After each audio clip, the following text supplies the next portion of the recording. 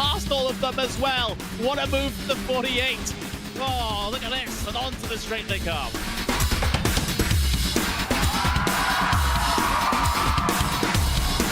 Brilliant move there from the number 40 to make it through. That left-hander sliding up the inside, going up now over Hawthorne Hill, down Pilgrim's Drop, and it's brilliant stuff here at Brands Hatch.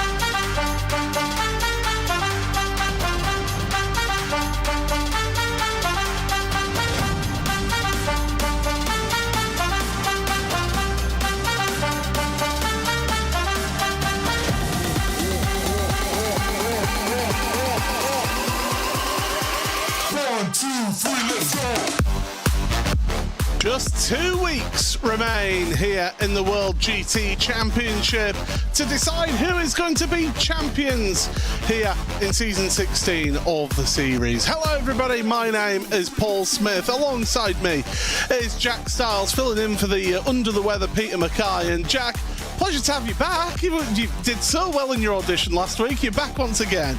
I wasn't expecting to be back, and first thing I will say of the evening is, Peter, get well soon. Hope to see you back for the finale next week. But yes, great to be back. Road America Endurance Round, I think, is going to be a very different race to the one we had, or two races we had just 7 days ago at Catalonia. But this is a great circuit, Paul. It can throw up some surprises, but it's an interesting one. This calendar all season has thrown up some really, really good events. Yeah, absolutely. Of course, don't forget this is the final endurance round of the season. The previous ones being Silverstone, Suzuka, Spa was the last one. And now Road America is the final of the endurance rounds. It's also the last week where drop scores count, because next week's finale, the two 45-minute races at Daytona, whatever you score, that's what you take to the championship. So it's going to be a thrill ride is the ending of this season. Speaking of the championships, well, Alex Davidson has a 128-point lead over Jack Sedgwick right now in his WSR Esports Butt Kicker Porsche. Jack's got a lot of hard work to try and win that championship. James Boumet, he's a little bit further back from Jack in third, ahead of Ross McFarlane in fourth. Fifth place for Josh Thompson, but he's not here this week. I think we've seen the last of Josh for this season, unfortunately. Victor Wolfson, Anders Meyer, Dennis Grabowski, Nathan Moore and Alex Gall has got himself into the top 10. In Pro-Am, it is incredibly close. We were saying about how close this was last week. Well, it's just as close. 1 point separating the Altitude Esports by SimStickers driver of Adam Watson and Michael Gray in his Full Tilt Motorsport car. Will Guthrie is 133 points off of his Full Tilt compatriot in third place, and it's Paul Webster in fourth, ahead of Jamie Rushworth, Chris Chatterton, Rhys Saunders, Richard Simner, Mike Barber and Harry Langford rounding out the top 10 in Pro-Am. It's pretty close in that as well. Just 32 points separate Jesse Payne-Wilkins and Jonathan Walker in that championship. The Full Tilt competition driver of Jesse Payne-Wilkins doing well, getting a good result last week. Ben Altria in third place, still within a shout of a championship as well. Don't write him off from this one, ahead of Simon Andre Livingston, Ben Gregory, Adam Hedgecock, Ben Bennyworth, Andrew Fairley, Nathan Healy and Mads Kelton round out the top 10. In the pro teams, there are 10 teams in this, and it's 105 points separating the WSR Esports Butt Kicker and the Altitude Esports by 3M teams. WSR Esports then are in third place, ahead of Altitude Esports by SimStickers, Bayo Sim Sport, Racing Lab Esports powered by Ford, KRD, Atomic Esports Evo, Prestanda, Nomad and Racing Lab Esports round out your 10 teams in pro. And then in the AM teams, it's 466 points is the championship lead that Full Tilt Motorsport have right now. They're feeling pretty secure in that one right now. Altitude Esports by Mr. Hedge in second place, ahead of Full Tilt Competition. Full Tilt Racing in fourth, ahead of Atomic Esports in fifth. Then Quatermass Motorsport, Boosted Motorsports, DCW Racing, Tech Sports, Academy by AMS, and Writer Engineering Esports round out those 10 in AM. So, we're coming to the end of qualifying, just the final minute or so of time on the clock, and then whatever time is in overtime. And right now, it's reigning champion Jack Sedgwick who leads qualifying, but only by 24 thousandths of a second here, Jack. And the interesting thing is that Jack Sedgwick has done that pretty much on his own, as Gabriel Erdelai, using the slipstream, gets himself to the top. And I think the final 40 seconds of qualifying that we're about to see, obviously all of these cars that have just started to lap will have another attempt. It's going to be very close to coming to the end of this as to who is going to be fastest. Obviously, we've got a big draft train here. Gabriel Erdelai deciding that he can't go any faster. Sedgwick's also decided the same, but Davidson is on a lap. He's being dragged around, I believe that, yes, it is, by Ross McFarlane, his teammate. So McFarlane pulling the sort of teammate. There we go. Here's Davidson being released for the rest of his lap. The draft would negatively affect his time coming through the second sector. So it'll be interesting to see what Davidson can pull out here. He's less than 2 tenths off pole. That's not a lot to find around Road America. Victor Wolfson behind has not yet set a lap time, so he's currently trying to follow his way in Alex Davidson's footsteps, and Dennis Grabowski behind them as well. So right now, as Peter Mackay would say, Grabowski's the locomotive in this train, although Grabowski having a few internet issues, that won't be helping him here on this qualifying lap. It might even invalidate his qualifying lap. There is potential that it can invalidate the lap. It's definitely become something that iRacing is more resilient to. Victor Wolfson getting loose as he came through the kink.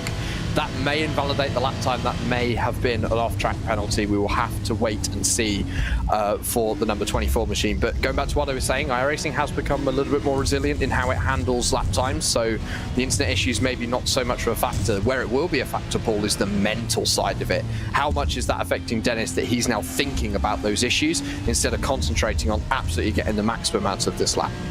Well, can Alexander Davidson find himself to pole position? He's all on his own at the front of this queue, comes across the line. Does he improve his time? The answer is yes, but to second place, Victor Wolfson gets himself up into 8th.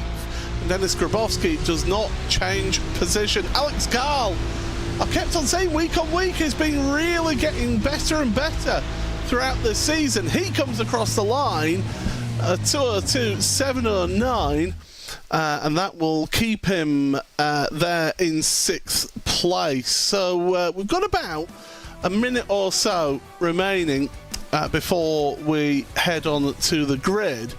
There's your conditions, and Jack, we've got no rain forecast at all, but those are quite cool conditions with a relatively robust wind. We were talking about this just before we went live, and I was saying, yes, it's a shame we haven't got any weather. It always does kind of throw a bit of a spanner in the works, but it does look as though the temperature is going to go up over the course of this race, so we may see that track temperature climb as the race goes on. That's going to be something these drivers are going to think about. Road America, a circuit which is typically quite tough on tyres, so tyre preservation will be something to look out for. These endurance rounds, Paul, they can really throw up a few spanners because it can bring people's driving styles out that maybe they're more used to. I think we spoke about this last week, where Alex Gall's been learning the series, learning the kind of driving you have to do. It is different to other series on iRacing. That goes all out of the window this week. It's one straight endurance race. Do what you can and just do what you could do best. Well, we've got the joys of a full pace lap here as well, so I get to take my time with the starting grid, which is a nice change. So it is an all WSR esports butt kicker front row. The two Porsches of Gabriel Erdelai and Alexander Davidson sharing that front row of the grid. Reigning champion and the nearest championship contender to Alex Davidson in Jack Sedgwick in that NX Racing Ferrari, starting in row number 2 alongside another former champion, James Boumet, for Altitude Esports by 3M in his Audi on that second row. Row number 3, the ever impressive and improving Anders Meyer here in that Ford Mustang in that Racing Lab Esports powered by Ford. He is in row number 3 along with Alex Gall in that Apex Racing Academy Ferrari. Then it's row number 4 for Dennis Grabowski, and Victor Wolfson was able to get himself into the top 10 here. And then your top Pro-Am, and this is going to be crucial to watch throughout this race, Michael Gray on the 5th row of the grid for Full Tilt Motorsport in his Audi. He's sharing that row with Ross McFarlane. Remember, he's 1 point behind Adam Watson coming into this week, so a good result here will help him out. Michael Avdoka and the next Pro-Am, Richard Simner, on row number 6.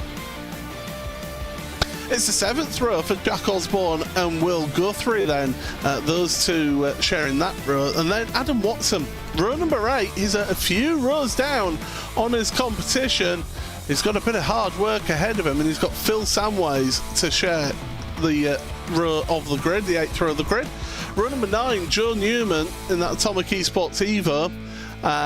He is going to be alongside the top AM driver in qualifying for Full Tilt competition, Jesse Payne Wilkins, remember, leading the AM Championship by 32 points. Rhys Saunders and Simon Andre Livingston share row number 10 with Josh Booth and Chris Chatterton on the 11th row of the grid. Row number 12, it's going to be Ben Altria and Paul Webster. It's not been Paul's season, I think it's fair to say, on this championship. Harry Langford and Bacon Zelenka then are on row number 13, should I say, with Ben Gregory and Andy Shield on row number 14. The 15th row, Mike Barber and Adam Hedgecock final 2 rows of the grid. Just 33 cars are going to be taking, well, actually 32 cars are going to be taking to the start. Jonathan Walker and Ben Bennyworth are the last 2 starters. Axel Slijeptrovic is not taking the race start. Now, I know previous weeks he has had some internet issues, and I wonder if those gremlins have come back to bite. I will say hello to Verano Motorsport and Katie Kitty Ames as well. The Mike Barber fan club is in representation in the YouTube chat, and as well as Kenneth there supporting Racing Labs. So great to hear from all of you in the chat. And Jack, what do you think here in this round, an hour and 45 minutes? What do you think are the keys to getting a good run and a good race here? I think it's going to be playing the long game. Obviously, you know, a lot of the sprint racing that these drivers will do in this series, they're trying to make moves early. They're trying to make the most of it.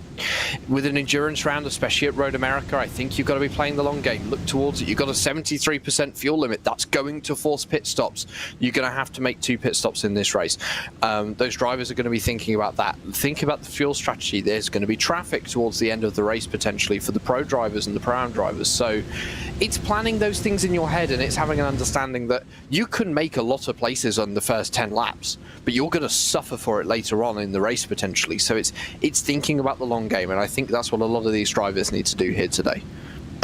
Dennis Grabowski has had issues with his internet. It was meant to be starting on row number 4, and he has actually had his client drop, so that means if he does get himself back into the session, he'll be starting from pit road here today. But that means that all of those that were behind Dennis get to move up a row, which they'll be very thankful for. I don't think those that were sharing the same row as the others would be liking that indeed.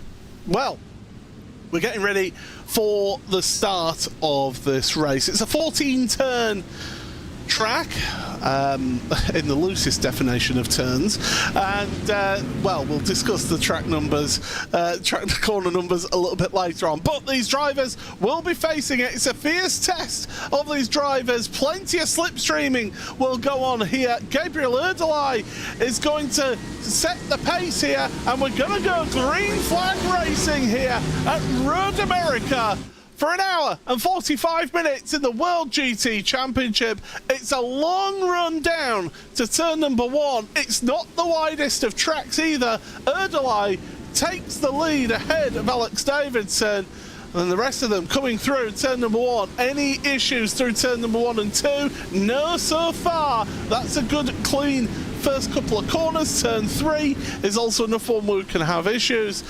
The next trouble point is down at turn 5, isn't it, Jack? Big braking zone into turn number 5, and some of these drivers will have to be very careful. It looks as though most of the field is running line astern, a little bit of side-by-side in the middle involving Richard Simney, you can see on the top of your screens, but the leader's coming through. A big dive down the inside. Does look as though everyone's got through. Let's just check from under the bridge. And that does look to be the case. So the whole field underway, and I think now everyone will start to settle down. We're definitely seeing that at the front of the field. Gabriel Erdelai and Alex Davidson just deciding not to attack each other too hard, work together, pull away from the rest of the pack. You've got Jack Sedgwick second in the championship, Paul, and you know, in Jury rounds, they're big point scorers. One mistake here, and Alexander Davidson could be going into Daytona with a massive deficit. And I think must be seeing things that there was a car off in the background. No, we're still good. We're still going. I'll tell you what, I want to see a little bit, once everything is settled down, I want to see a replay of Adam Watson's run into turn 5, because he came steaming down the outside of everybody, and look at him. He's second place in class, right behind his championship contender of Michael Gray. What a start to say that Watson was, what, about 3-4 rows back from Michael Gray when he started this race. It was 4 positions gained. So Watson's on a charge. We've got issues further back, I can tell you. Ben Altria is showing us a yellow flag out there on my track map, and there he is in a very battered and bruised Full Tilt Motorsport Audi. That is a very poorly looking Audi, and I think that fast repair that these drivers get, one fast repair for the whole race, that's going to be used very early on. So unfortunate for the 504 car, he's going to bring himself down onto the pit lane this time, get himself repaired by the looks of things. Replay, this is Adam Watson coming down into, hey, he was on the wrong side of the circuit, Paul. Yeah, so it's the braking zone. Yeah. Watch into the braking zone here on the right-hand side. He sees a gap. Everyone brakes. Oh, my goodness. I think that was more a case of he missed his braking spot and decided to take avoiding action. I'm not quite sure Watson was really expecting the checkup that happened into turn 5 and sort of landed on the anchors very hard. Like-to-life pictures, Rhys Saunders has had a coming together, and I believe it was Josh Boot was the other car who's had that contact. It was an Atomic Esports car that was at contact, and I can tell you that Bacon Zelenka, after issues, has had a mechanical meatball warning flag as well. So, okay, we had a clean first lap, but the second lap seems to have been a bit more exciting. Here's what happened to Ben Altria, and it was a spinner in front, and then bang, that's what happened to Zelenka. Yeah, so Ben Altria really the innocent party in that one. There's nothing that Ben could do there. You come through that corner, it's so fast, that would have happened so quickly.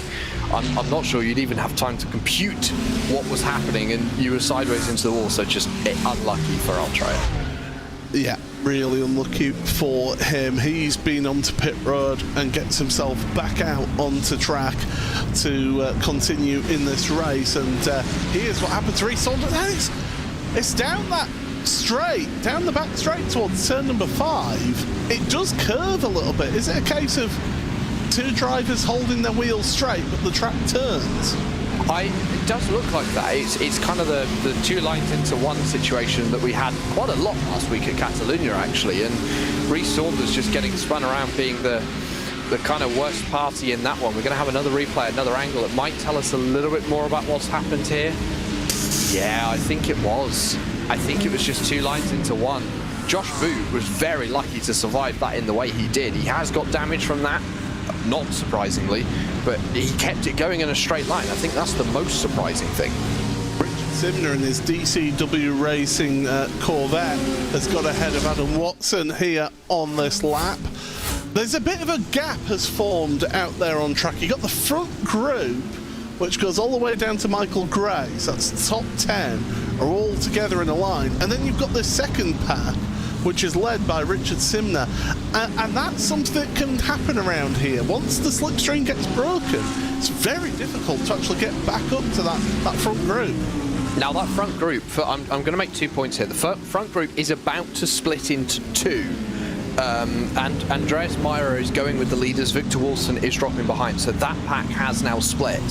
But I think there's something very important in that second pack now, which for the Pro-Am Championship, and that's Michael Gray. Adam Watson's had a fantastic start. He has just lost a position to Richard Simner. Simner is leading the way in that pack. You can see Watson second in line. We're looking at him on your screens right now. But Michael Gray getting away with the leaders fall, and he's at the back of the pack. If he can keep the pace up while saving fuel, that is going to be incredibly crucial. Now, this isn't going to give him much of a point swing going into Daytona as they run, and I'm saying this with 100 minutes left in this race. However, and I'm going to make the point anyway, that 10-15 point swing that he may leave today from, that could be crucial for the championship going into Daytona, because anything can happen in a World GT finale. Especially around Daytona, where we've literally seen races decided by a hair between cars. We have seen that in the past here in this championship around Daytona. Adam Watson isn't able to stick with Richard Simner down the straight there in the slipstream. Now I wonder, that Audi, I don't think he's looked very confident all the way through this evening, looking at the practice times and even in qualifying. I don't think Adam Watson has got the speed in the car, and I think he's maybe had to run just a little bit more wing or something like that to try and get that car stable. And that could be something that's very important for this race. The Audi, it's a platform where And I will say that the Evo version that we have on iRacing now is probably better than the original incarnation of this model of R8, because this is obviously the third spec car of this shape that we've had in GT racing over the years. It's a lot better on the aero platform of being stable. However, it's very easy to get unstable. It is one of the more unforgiving cars within the GT category. The Corvette, the Ferrari, the Ford that we can see in this line running with Adam Watson, they are more stable platforms that you can do a little bit more with on the driver's side. With the Audi, you've got to have it in a very tight setup window, and if you don't have it in that, as you say, you lose the confidence and you lose a lot of speed, and that's very important around here with the long, medium to high-speed corners that we see, especially through, say, the carousel. You've got the kink coming down into this corner, Canada corner, getting the run off of this corner is so important. If you don't have that setup window right, you can cost yourself multiple tenths a lap. Yeah, certainly it's going to have a big effect for him. If you have not got that confidence, and the thing is, he's got now a Ferrari right behind him, and it's Jack Osborne in that Atomic Esports Ferrari, striking livery. You can't miss it, that's for sure, for those Atomic Esports cars, especially with Joe Newman not that far behind in the Mustang. Little show of the nose from Osborne, but no move being made.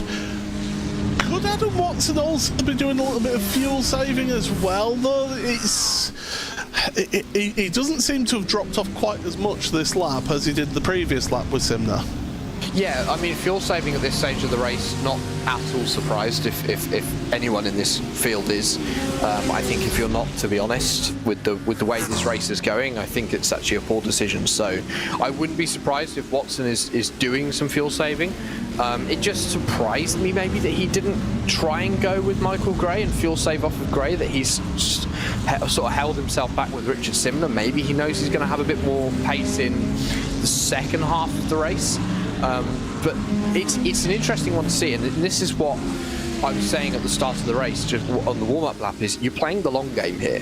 It's an endurance round, an hour and 45 minutes. You're going to make 2 pit stops. There's a lot of different moving parts at play that you can utilise in this race.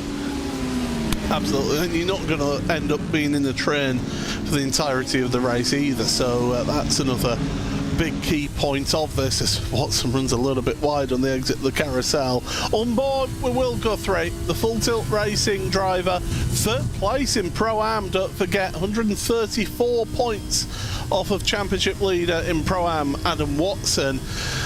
Guthrie, if he wants to make a bit of a championship charge in Pro-Am, he needs to get in front of Watson and needs to beat Michael Gray. Right now that's not going to be happening, but Will Guthrie, he's been back, he's returned to the championship this season, and he's been good for it as well, I must admit. He's had a couple of wobbles, but so has everybody in this season, but Will doing a sterling job. Here's Jack Osborne looking really attacking. Well, no, he's giving bump drafting to Adam Watson down the straight. So there you go, a bit of cooperation between Jack Osborne and Adam Watson.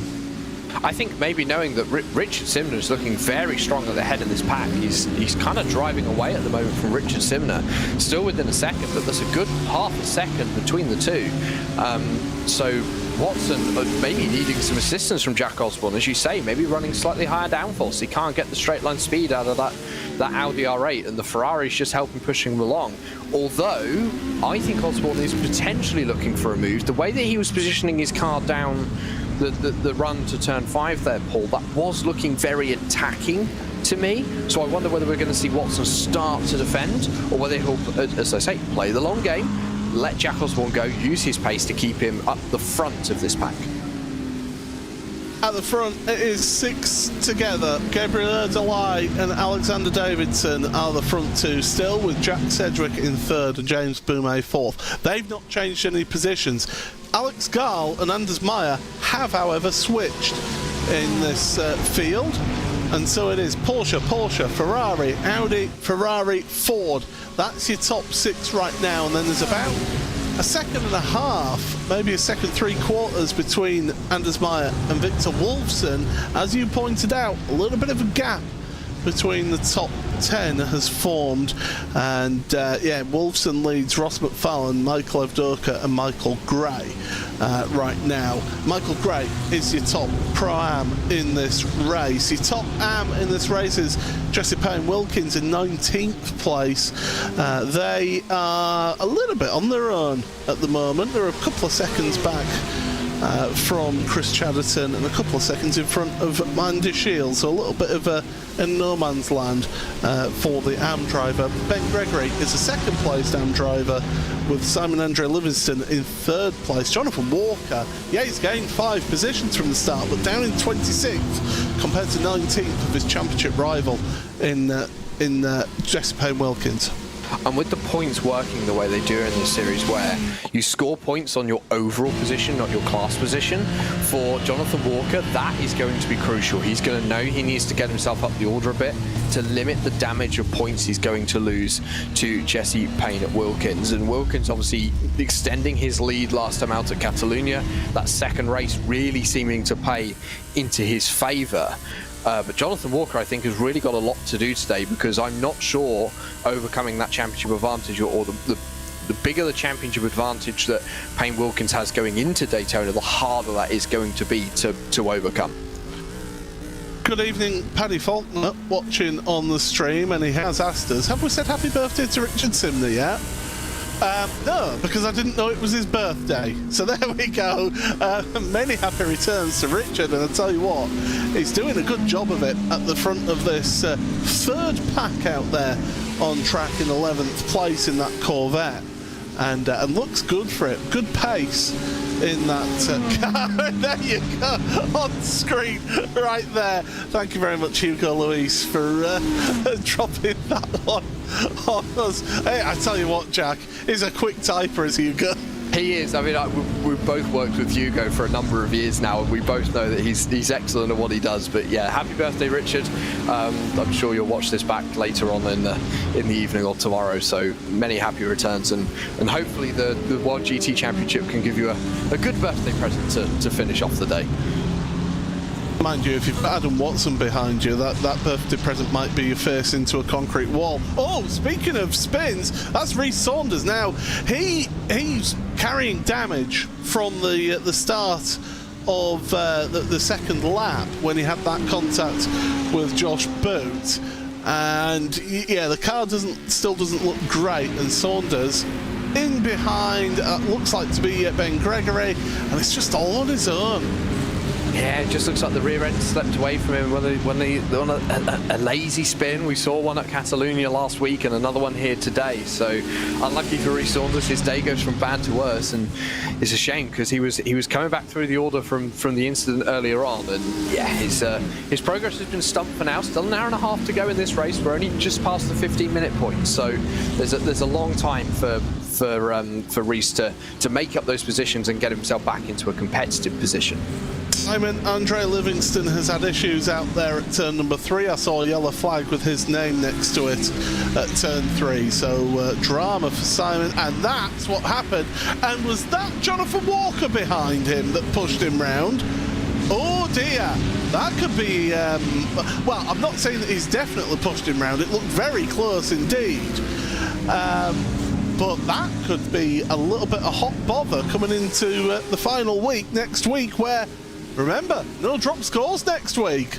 No, and the penalties will apply penalty points to the championship, so more of that championship advantage or championship disadvantage for Jonathan Walker could be taken away if it was indeed him who is at fault for that incident. We are not going to speculate until we see a replay, and we're a little bit more certain on our answer for that one, and blindly blame Jonathan, let's say, but I'm sure a replay will be a little bit more, another angle will be more conclusive. Back to the front of the pack, Alexander Davidson still sitting comfortable in second position. No one really putting on any challenge here, Paul, and as you say, the top 6 incredibly static from the start, except from the swap of Alex Gall and Anders Meyer. Would you like an average 5-lap pace? Oh, here's the onboard from Walker. Do you know what? I think that car in front's losing it a little bit. I think so too. I wonder whether Jonathan Walker has managed to I'm going into full conspiracy mode theory here, and he's managed to stall the rear wing of that Mustang. I mean, to be honest, at the start of the season this year in the real world, they were mostly falling off. But I wonder whether it's just stalled the rear wing, and Andre Livingston wasn't ready for it. It spun the car around. Walker helped. I'm not going to deny that. I'm not sure Walker is at fault.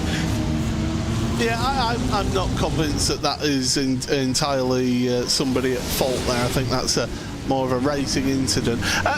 Yeah, the 5-lap average is really interesting to see, because Gabriel Erdelai, okay, he's not got any draft. He's averaging a 2-minute 3.929. Compare that to Alex Davidson's 2-minute 3.890. You then have to go down to Michael Evdoka in 9th place before you finally see somebody outside of the 2-minute 3s for an average lap time. So that just goes to show that how close the pace is there up at the front of this field right now. I mean, when you look at the gap, it's grown maybe a little bit more between Anders Meyer and Victor Wilson over the sort of last couple of laps. But yes, that gap extended at the start of the race. They broke that second kind of draft zone, let's say, in a GT3 car. But beyond that, Paul, it hasn't really changed, and Victor Wilson has been keeping pace with the leaders, as you say. And actually, I would probably say that the pack being led by Richard Simner, I don't have a 5-lap average to hand. I'm trying to rectify that as we speak. But I suspect Simner, 2 minutes 4.399. Yes, so actually, it's only 4/10 of a second.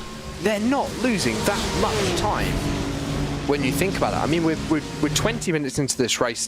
We've just started the 10th lap, and Richard Simner's, still within 10 seconds of the leader. So an incredible pace being run in sort of the top 15 of this race so far. It's only down to Jesse Payne-Wilkins where you actually see 2-minute 5s appear. So the pace right across the run here. Yeah, we've got 32 drivers running out there in this race. But the pace difference is not that large, actually. It's quite an impressive pace that everybody's keeping up right now. And we're seeing some good racing action right now. But we're in that holding position. I mean, Jack Sedgwick has been absolutely welded to the rear of Alexander Davidson in second place. There's no separation between the two of them. And whenever we've gone on board with Jack Sedgwick, you can hear him. You can hear him lifting off the throttle going into braking zones. He is not pushing that car at all. I mean, I'm just going to listen for a few seconds. Yeah, he's not trying. He's just, as you say, sitting behind Alexander Davidson, biding his time, playing the long game. And to be honest, I expected nothing different from the start of this race, and it's clearly showing in the way that Jack Sedgwick is. Maybe we were about to give him the commentator's curse, but it's just showing how well Jack Sedgwick is able to drive the opening of this race. But as you say, glued to the back, I was going to make the point. Do you reckon they've welded a tow bar between these two cars? Or a bit of bungee cord or something? Possibly so. Yeah, these two are absolutely together. Now, we have lost Jesse Payne-Wilkins, has dropped a connection from the server. So that means that Jesse will be desperately trying to get back into the server and to get going again. But it's been really interesting to see these up at the front. 6 together at the front. 1.7 seconds covers first to 6th place. Then, as Jack Sedgwick and James Boumé, I think a little bit of a connection issue then for Jack as well. But out of turn number 3, we go through turn 3A, and then through the Moraine sweep at turn 4, which is a nothing, before we've next reached the next proper corner, which is turn 5, the heavy braking zone here, which everybody around the world calls turn 3. Okay, we have started corner number rant. I will make this very clear. I fully agree with how this is numbered, but we are going with the official track map in numbering. Apparently turn 4 is a corner. The corner numbers, I think, now coming through the second half of the lap that we're now seeing on the screen, Paul, that they make a little bit more sense. They're actually corners until maybe we get to the straight up to Canada corner. Yes, it is a bend, Are they classed as 2? Well, don't forget, you've got the kink, which is turn 11, then you've got turn 11A, and then turn 11B. Yeah, right, okay. I get the fact. Right, turn 11, because we're seeing it on screen now, yes. right? This is turn 11A, so you're turning into this corner. But you're not really straightening up the steering, because you're still turning in for 11B. It's one continuous corner. If you're going to call that a turn, that's turn 12. Canada corners turn 13. Just putting it out there. Also, 13A, I don't get it. It's a change of direction. It's 2 separate corners. And why is it no longer called Bill Mitchell Bend as well, turn 13? That's I like a corner name, is what I'm saying. Or if you're going to number your corners. Now, it's one thing to number corners. I mean, Craig King says, from what they understand, the corner numbers are as they are because they're used for the marshal posts. Well, no, that's why you have an entirely separate numbering system for marshal posts. You don't use corner numbers for your marshal post. You have a separate marshal post number. Could you imagine a lap at Le Mans? Now, I can't remember exactly how many marshal posts they've got at Le Mans, but say coming out of the Porsche curves, that's turn 185. It doesn't really work, does it? I kind of get it, and I know marshalling is done very differently in America because they have the kind of rapid response cars that goes out to the incident. Obviously very different to how we have it in the UK, where, you know, the brave and selfless marshals will just run out onto a live circuit regardless, and I think Paul will... No, they don't do that quite so much. Okay, yeah, maybe we've cut back on the running out onto a live circuit regardless. But it just shows the different ways of doing things. I'm actually going to interrupt this conversation, Paul. Phil Samways, he's showing us my screen as off, up at turn number 2. Yes, Phil Samways, in fact, has taken a tour back to pit road with the mechanical meatball warning flag. So something's happened to Phil out there as we go through the kink once again with the leaders. So something's happened to Phil out there. As under the brakes, Michael Evdoker, Ross McFarlane's lost 2 places whilst all this is going on. Michael Gray and Michael Evdoker have both made it past Ross in that. So I wonder if Ross has had a little bit of a moment through the kink, perhaps, and then that's just allowed Evdoker and Gray to move through. And Phil Samways, oh dear. Equipment failure? Possibly. That looked very much like the car just went hard left into the wall, and there wasn't really a lot that Phil Samways could do about that one, which, if that's the case, a massive shame for the number 7 McLaren. He's still down on the pit lane taking the tow, and that is one disadvantage of towing so early at Road America. It's a long tow back to the pit lane. Something else to pick up on with this pack, actually, is Victor Walton is now all on his lonesome. He's sat between Michael Evdoker and Andreas Meira in the number 20 Mustang, and it's interesting to see Michael Gray making up a position. He is under pressure from McFarlane here, and in fact McFarlane looking down the inside into turn number 5, and I don't think Gray's going to fight it too hard. No, he's not. He's going to drop in behind and just follow the TWSR esports drivers. I think the sensible decision there, Paul. This is Michael Gray thinking big picture, championship, get myself some really good points. Adam Watson, in the meantime, while we were having corner gate, he's lost a position to Joe Newman. So the Atomic Esports Mustang is now ahead of him. Jack Osborne's still behind Adam, so Joe Newman's made some moves here in this one, up 5 places from where he started in that Mustang.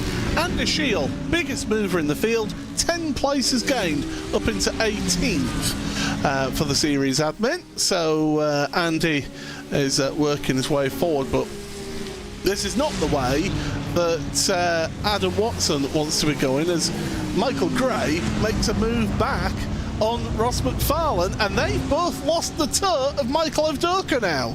Now, okay, maybe I'm going to eat my words and say that Michael Gray wasn't playing the long game, and he was actually just trying to... He knew that he was stronger in somewhere else, unless Ross has had an issue.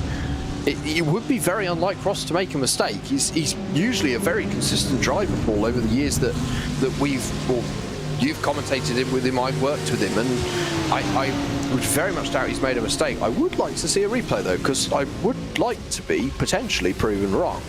But as you say, I think the most important part of that is they have indeed lost the draft to Udoka, and the pack really, when you look at a track map, it's starting to segment a lot. We've still got that pack led by Richard Simner and the pack at the front of the field with the top 6, but beyond that, well, everyone's pretty much on their own. Here's the replay. So this is McFarlane through the kink, and it's just a really good run from Michael Gray. Has he got a slow down penalty? Or something? I don't know what's up there. He must have done that. There's no way that Michael Gray got that good of a run. It's the fact that he pulled immediately over as well, did Ross? Yes. That's what's making me suspicious now that it was a slow down penalty. Give me 2 seconds, I'm going to go look. Well, whilst you go look at that, we'll keep to the lead pack, who is 6 together right now underneath the Speedville sausages advert. And I tell you what, Wisconsin known for its cheese, and you certainly get some cheesy sausages up here in this part of the world, and by all accounts they're absolutely delicious as well, from what I've been told. Jack Cedric is in 3rd place, still just hanging around and loitering, and Jack Styles has given me the big thumbs up.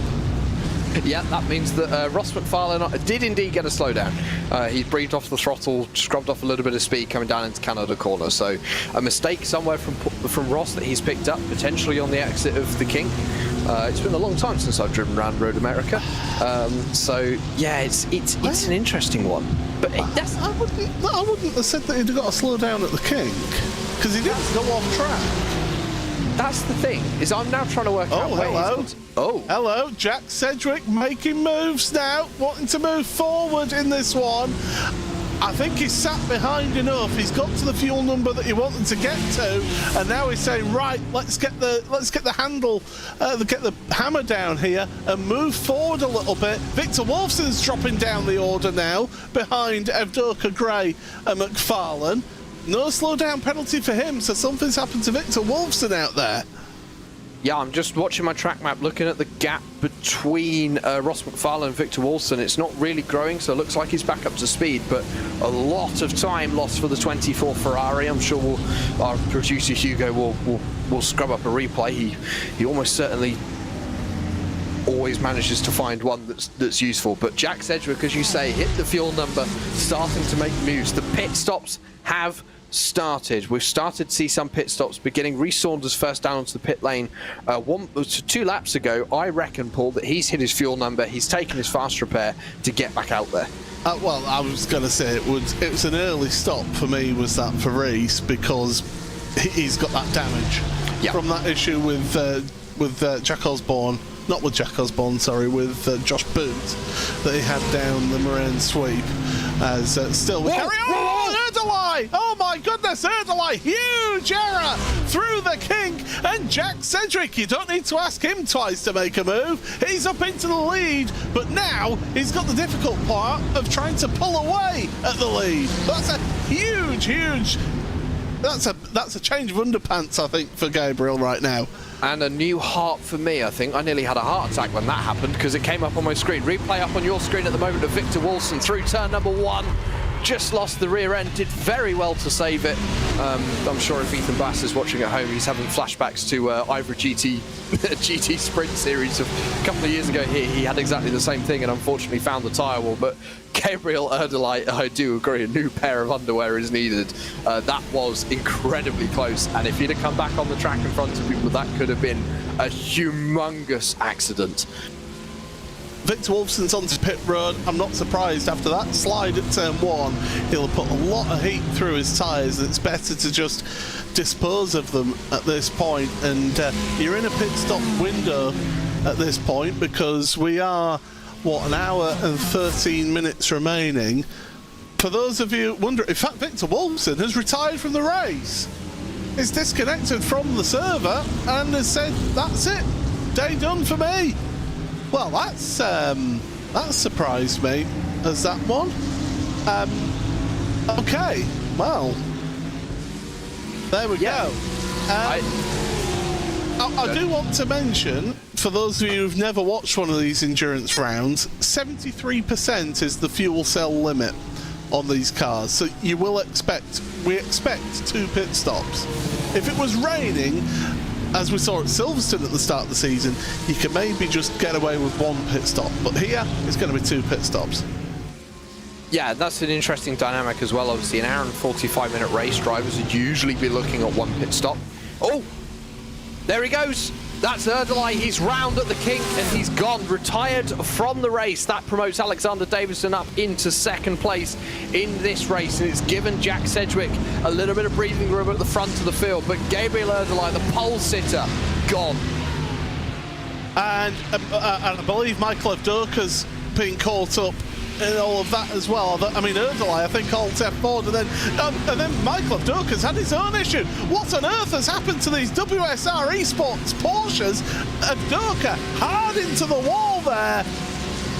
In the space of 2 laps, we've seen 2 big moments from 2 of those WSR Esports butt kicker cars, and both of them ended up in the wall. Both have been due to understeer. Both have gone off on the exit of the corner pool with what looks like horrendous amounts of understeer. Now, is Alexander Davidson now sitting in that 55 machine going, I need to think about this. I've just seen 2 of my teammates go off in quite big fashion, that he now needs to think, I've got an hour and 10 minutes of the race to go here. Jack Sedgwick's in the lead. I think there could be a worry here. Well, we've seen it was more earlier in the season here with those Porsches from WSR Esports that they were quick at the start of a stint, but as they got further and further into the stint, they slowed down more and more. And that's possibly because in these Porsches, in this 911 GT3R, the fuel tank is in the front of the car. As that fuel weight drops down, the balance of the car changes and it gets more understeery, does that car. Is that a case of they've gone maybe a little bit extreme on the setup that was good at the start of the stint, but is now struggling? Yeah, no, I was thinking exactly the same thing. That front-mounted fuel tank could be obviously playing havoc with these cars. The balance at this point of the stint is going to be incredibly rearwards. There's a lot of weight over those rear wheels with the flat 6 being in the back of these cars. It's not like the GTE car where it was a mid-engined 911. Obviously, it was a bit of a Frankenstein car when it first was announced that they built a mid-engine 911 GTE car. The GT3 car has always been rear-engined, so I think Alex Davidson will be okay. He'll probably know now that he needs to adjust the driving to that. And as we both know, Paul, because we've both driven this car, you do feel that transition through a stint as the fuel burns off and the front does become lighter and the weight goes backwards. But it is something to talk about. And as you say, it is going to drop in pace. All of a sudden, James Boumé looking incredibly competitive in 3rd position to make some moves. And look who's running away a little bit at the front of the field. Jack Sedgwick, he is loving this right now, and he'll be secretly hoping in the back of his mind for an issue for Alexander Davidson in this one. He hopes that Alex has an issue like that to help him out in the championship. Now, Richard Simner, Joe Newman, absolutely together with each other. Adam Watson's dropped back off of these 2. They're struggling. Ross McFarlane still behind Michael Gray right now. So those 2 struggling away. Here we go. Move for the 8th place. And it's 2 American muscle right here. Corvette underneath the Corvette bridge and Mustang. And you can't get better than this. American circuit, 2 brand new American GT3 cars joining the iRacing service this year, joining the real world circuit this year. And I have to say, it was great to see Corvette joining the GT3 stable after all the years in GT2 and GTE machinery. And the same with Ford, bringing back a racing program and bringing the Mustang to GT3 racing. Richard Simner being able to hold on for from Joe Newman for now, but we know Joe Newman, he is an incredibly fast racer, Paul. He's coming back from that massive incident at Barcelona last week. He's going to want redemption from that, and I think we're going to see that today. Yeah, certainly. I think he's up for this one. And that Mustang, it does suit this track a bit more. It's more sort of point and squirty is this track, rather than the technical challenge like Barcelona last week, which maybe doesn't suit the Mustang quite as much. Looking forward then to Jack Sedgwick leads by 1.4 seconds over Alexander Davidson in second place. James Boumet third ahead of Alex Gall, with Anders Meyer fifth. Michael Gray then a distant sixth. Richard Simner and Adam Watson both pit this time by. We're starting to get the first of a bit of a pit party, because Chris Chatterton is onto pit road as well. So certainly those are starting their strategy calls out there on the track. But that Pro Championship, it could easily swing wide open, couldn't it? It could swing wide open, but whatever happens today, as long as Alexander Davidson finishes this race, even if he finishes last and Sedgwick wins, he will leave here the championship leader. It will be a small gap, around 7 points, but he will leave here the championship leader. Now, that is obviously based off of no penalties or anything of that like. I'm not saying we're going to see that. Alexander Davidson's still doing an excellent job running in second position in this race, but it's just something to bear in mind, Paul, is that maybe Alexander Davidson knows that and he's taken that into consideration. Because of the smaller grid we've got here today and how the points are distributed for an endurance round, that is also going to play into this. Change in position after pit stops. Adam Watson is ahead of Richard Simner, but that's because he took about 3.3 seconds less fuel than Simner. So Simner, it looks like he's pretty much brimmed the tank there compared to Adam Watson with his 28 seconds in the pit box. Here comes Will Guthrie then, and he's 3 laps into his stint, and that's a tight gap, and he's made it work. My goodness, what well done. Somebody quick send that video through to Max Verstappen and to Lando Norris to show how to overtake on a track. Oh dear, that's going to open a can of worms. But yeah, Jack Sedgwick has a black flag on pit entry. Black flag on pit entry for your what was your race leader, Jack Sedgwick. Oh, and I think that's going to be speeding onto the pit lane, because getting an improper pit entry on this circuit is quite difficult. At the yellow cones, he was a long way over, Paul, 110 kilometers an hour. That is going to be a speeding penalty. That is going to be Jack Sedgwick's race for a win today, over and done with. That should hand it to Alexander Davidson, I think, to have the advantage out of this pit stops. He's still in his pit box, or they're saying that both of them are. Well, Alex Davidson's about to leave his pit box now. He doesn't know that Jack has got a penalty. 24.9 seconds for Alex Davidson in the pit box, and this is the longest wait that you can have as a driver. You got to take your medicine. You have to take your medicine. You've got no choice in the matter. If I'm correct, it's looking at about a 40-second stop and hold, aren't you? Can't remember. It might be that. Let's see. He's at a 57-second stop at the moment. Alexander Davidson did a 25-second stop. So I think this is going to be 40 seconds. He should be leaving his pit box any minute now. There he goes. So 40-second penalty for Jack Sedgwick for speeding on the pit lane. And that is big. That's huge. And that basically is his race done. But one thing I will note, there's 1 or 2 drivers, and I mention this because I've seen it time and again here in this championship. There's 1 or 2 drivers, if something doesn't go their way, that's it, park the car, race done, I'm not going to win it, so I might as well not bother. But no, that's not how you get better as a driver. you get better as a driver in being able to have bad things happen to you and have challenges and fighting through that and improving yourself and getting that resilience in yourself as a race driver. And quite frankly, you don't get that learning if you just park the car as immediately something doesn't go your way. James Boumet, Anders Meyer and Alex Gall all onto pit road. Jack Osborne has got himself a black flag. Guess what? For incident point limit. I'm quite surprised. And he's parked the car. Yeah, he has parked the car, so I think this might be day done for Jack Osborne. It looks as though he's had some contact with the wall coming out of the carousel. He has taken a toe back to the pit lane. I think it's a big hit. Now, was that contact from behind that instigated that impact with the wall? James Boumet has got himself a black flag.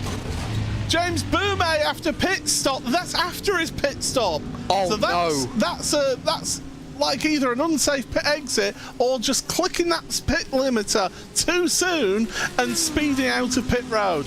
Let's have... I don't think it's an unsafe pit exit. I think it could be... I think it's pit speed. I think it could be pit speed.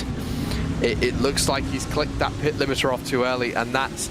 I mean, it's one thing getting it onto pit lane, but coming off of pit lane, you've got that same penalty, but you've got to come back onto pit lane to take it. So James Boumet is going to lose another, I'm going to do some mental maths here, around 30 seconds. This is going to be 1 minute and 10 seconds lost for Boumet coming down this pit lane. Not only that, he's lost a shed load of time to the people around him. He's now behind Anders Meyer. Yeah, behind Anders Meyer. Alex Davidson must be thinking that all his Christmases and birthdays have all come at once here after this pit stop cycle. Alex Gall, we've not mentioned him, he's actually in the lead of this race. And do you know what? He's legitimately in the lead of this race as well, because his pit stop was 24 seconds. Alex Davidson's was 25. There's practically no difference in pit stop times there between the two of them. So Alex Gall legitimately has the race lead here. Could we see a new race winner here? It would be great to see a race winner now. There's a long way to go in this race. Hour and 1 minute to go, 30 laps at the line. It's predicting me that we have remaining in this event. So a long way to go as James Boumet, you'll see in the corner of your screen, will come down onto pit lane. Watch the speed, get it stopped. Yes, looks like he did. So James Boumet down onto pit lane to take his speeding penalty. And again, another driver whose day is now going to be done. That promotes Andreas Meyer up into a podium position as well, Paul. So the Mustang sitting nice and strong up there, the top three incredibly close to each other. Now, if you're Alexander Davidson, I'm going to pose a question to you here. What would you do in this situation? Alex Gall, we know he's fast, we know he's dependable, we know he's going to be good through the rest of this race. Do you sit behind, save some fuel for the final stint, or do you try and attack? But knowing that Anders Meyer is probably going to be quite aggressive, as we saw in Catalonia last week, in making those positions up, he's going to want to go for the win here. I think Alex Davidson sees what's happened to his championship rivals, rubs his hands together and just goes, well, I don't need to fight for this win, I could just pick up a podium and some good points. I don't think he needs to fight it, but as we saw at Le Mans, in that last race at Le Mans earlier this season with him and Josh Thompson, that's not in Alex Davidson's character.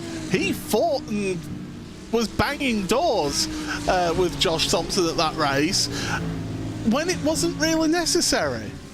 And this is something I think is maybe doesn't quite come across in the broadcast. We're obviously talking about what they can do, but these guys, they're racers. They're caught up in the moment. The adrenaline is pumping. Sometimes you don't think about the championship. You don't think about the long-term effects. You're just looking at, right, let's try and get myself into another position higher. So, and I think that's obviously what we saw with Alex Davidson at Le Mans, and potentially what we're going to see here today. Now, Anders Meyer is still a long way behind as Harry Langford, we saw that live, has gone off up at turn number 7, the 63 Ferrari. He's managed to get it rolling again, but a big hit with the tyres on the outside. He's fortunate that it's actually a tyre wall there. He's not actually got himself a mechanical meatball warning flag. What he has got himself, however, is a black flag for instant points. So he's going to have to come down onto pit road and serve a penalty for the instant limit. You know, the instant limit around this track here for this endurance round is 21. It's not a small incident limit, is that? So to accumulate that many incidents throughout the first 45, 47 minutes, it's quite an achievement, really. Yeah, I have to say the same. I will say that Road America, one of the circuits where it is possibly easier to pick up 1Xs, especially into corners where you're pushing the lines and trying to get the most out of the corner, it is easy to then pick up a 1X, but I'm impressed that someone's managed to do it in 45 minutes of racing. We've had multiple people now have picked up that 21 incident limit penalty. Now, it is a drive-through every 21 incidents. We don't have a DQ limit in this event, so you can keep going. However, something to keep in mind, Paul, it does have championship ramifications because you lose points when you go over a certain mark. Yeah, absolutely you do. He says, scrolling through his mind as to what that limit is for the point scoring. But yes, you do lose points per... I'm just trying to say 1 point for every 2 incident points, and there's a 7 incident point limit before that kicks in. So for every 2 instant points over 7 that you're scoring yourself, you're losing a championship point. As you point out, that does have championship ramifications there. Now, where you've got a championship where there's, quite a large gap between the two, as we see in Pro, or a somewhat reasonable gap as we've seen in Am, that may not make too much of a difference. Pro-Am, now that's where it's going to get tight, because you've got Michael Gray and Adam Watson very close on points. They are running 5th and 6th on the road as it runs. There's 10 seconds between them, but they are running 5th and 6th. So the point score between them is going to be, at the moment, Michael Gray will score 181 points, and Adam Watson will score 175. Now, that's before any incident penalties, which we don't have a view on, so we can't give you that information. Well, one of us has a view of it, but it won't be saying it on broadcast. Yeah, I don't have a view on, so I can't. We won't give that information out.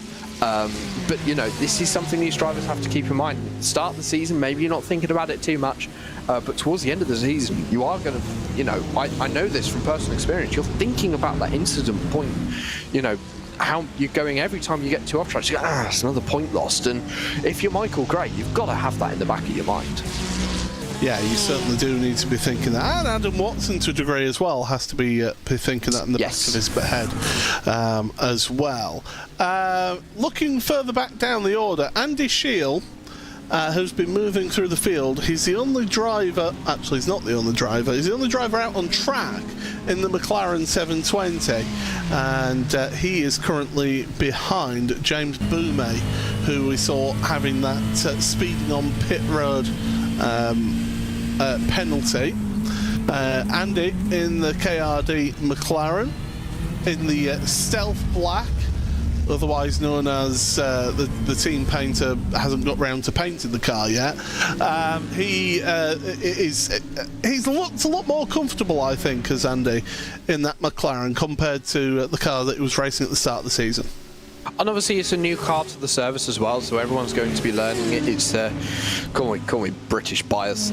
It's a nice car, the 720S, the Evo obviously being the evolution of that car. It's been an incredibly successful car in British competition, Paul, but maybe not so much in European and world competition. It hasn't seen quite so much success.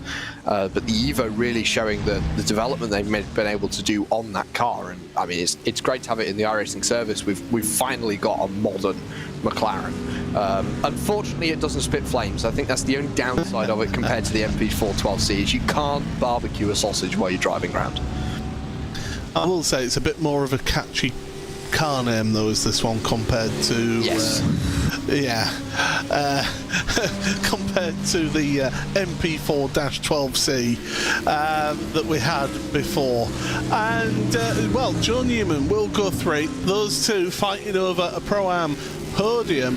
And with all the drama that's been happening with the drivers at the front of the field, Erdely, Wolfson, to Sedgwick and to Boume, that's promoted a big chunk of Pro-Am drivers up there into the top 10 positions. Look at that. There's 6 of them there compared to 4 pros in the top 10. This is a great opportunity for all of them to score some big points. Yeah, as you say, scoring big points in a championship that is incredibly close. Obviously, we're watching Will Guthrie and Joe Newman still going at the podium. Guthrie hasn't really dropped back from Newman over the course of the preceding few laps after their quite titanic battle earlier on in the race. You can see in the foreground of your shot there, that is Adam Watson. So they're all running quite close together. There's, you know, one small mistake from Watson, that's going to pull him back towards these 2 drivers fighting for the last step of the podium. So, as you say, an excellent chance to score some big points. We're probably going to see Evdoka, Sedgwick and Boume come back through the field. But, you know, it's how much progress are they going to be able to make over the next 52 minutes. Looking at the pace that these Pro-Am drivers have had today, they have been very fast. There's not been much pace differential between Pro and Pro-Am. Alex Gall, his average pace since being out of pit road is a 2:03.7 compared to, let's have a look, Michael Gray's 2:04.0. That's only, what, 3/4 tenths of a second difference per lap over a 5-lap average. Again, that's very close in pace. Yeah, and that really shows how strong. I mean, coming into the pit stops, Michael Gray was still within 10 seconds of the lead, and you know, up the front of this pack have been some of the strongest sim races on the service, and Michael Gray's keeping pace with them. And I do actually think Road America is one of these circuits where you can find a lot of pace very easily, and you know, you can be relatively quick. It's personally a circuit I'm not very good at, but I find it's circuits that some people, you know, who I'm relatively equal with on pace, we go to Road America, I'm half a second slower than them. And that's really showing today, as you say, that average pace from Alex Gall compared to Michael Gray. Michael Gray on an 0.4 flat and Alex Gall on 0.3.79. That's nothing when you think about it. As we carry on looking at some of the drivers who have had issues throughout this race, Denis Grabowski, remember, had to take the start from pit road after having connection issues. He's managed to get himself up into 18th. So he was 32nd at the start of the race and had about a 25-second gap between him and the next car in front of him. He's slowly been working his way through that back end of the field and he's putting in a sterling effort, but he's still 57 seconds off of the race leader. After pit stops, here's how things look in the different classes. So it's Alex Gall, Alex Davidson and Anders Meyer. They're the front 3 and they're all together out there on track. That's in Pro. In Pro-Am, we've been looking at them. It's Michael Gray leading Pro-Am in 5th place with Adam Watson in 6th place, and then the battle for 7th place and 3rd place in Pro-Am, Joe Newman and Will Guthrie that we're focusing on right now. In AM, Ben Gregory is your top AM in 16th place. That's quite an effort considering the year that Ben's been having. 19th for Jonathan Walker then in 2nd place in AM, and Simon Andre Livingston, 3rd place in AM, is in 22nd place overall. Jesse Payne Wilkins, remember, had that issue earlier on, down in 28th now, so that's going to have big connotations in terms of the AM Championship. Reece Saunders, I can't say it's a surprise, has got a black flag for instant points. Yeah, we've seen Reece Saunders in the wars a few times today so far, so unfortunate for the driver of the 23, although, as you say, maybe not surprising. And I'm going to join the sentiment of Ben Gregory's effort in the AM category. You can see him on the timing tower on the left of your screens in the 113. As you say, a sterling effort to get himself into the lead of that category, and you know, he's done it on merit and on pace. He's there, and with Jesse Payne Wilkins hitting issues, he was the first driver there to really take reap the rewards. So you know, good luck to Ben in the next 49 minutes of this race. Yeah, I've said absolutely. it now. Yes. And by the way, Lewis McGlade does not believe in the curse of the commentator. It is well and truly true. I can guarantee you that. There is Ben Gregory. No, it's not Ben Gregory. That's going to be... oh, no, it is Ben Gregory. Yeah. I got confused by the banner on his windscreen, but no, it is blue. So there's Ben. He doesn't need to fight Paul Webster behind him right now. That's not really his fight, but knowing Ben, he'll want to try and hang on to as high a position as possible. I've been involved in a few battles with Ben, and he'll be fair, but he's a bit rough as well at times. Yeah, no, I can't really disagree with that one. Ben is a very hard racer, so as you say, doesn't have to fight with Paul Webster. Probably will fight with Paul Webster. So it'll be interesting to see how this one comes out. Obviously, with Ben in the lead of the AM category, he might think twice this time. But there's a third car joining this party, Paul, and that's Denis Grabowski, whose 5-lap average has been blisteringly fast. Last time we were talking about 5-lap averages, seems to be about 5 minutes ago. He actually had a quicker 5-lap average in the lead of the race.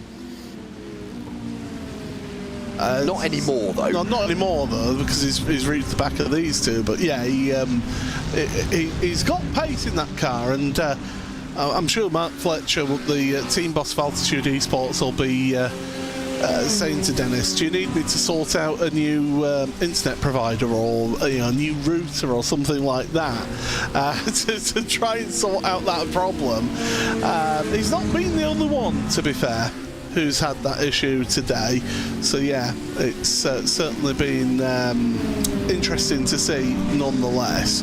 But yeah, Gregory still ahead of Paul Webster and Denis Grabowski. Nice little trio of cars out there on track.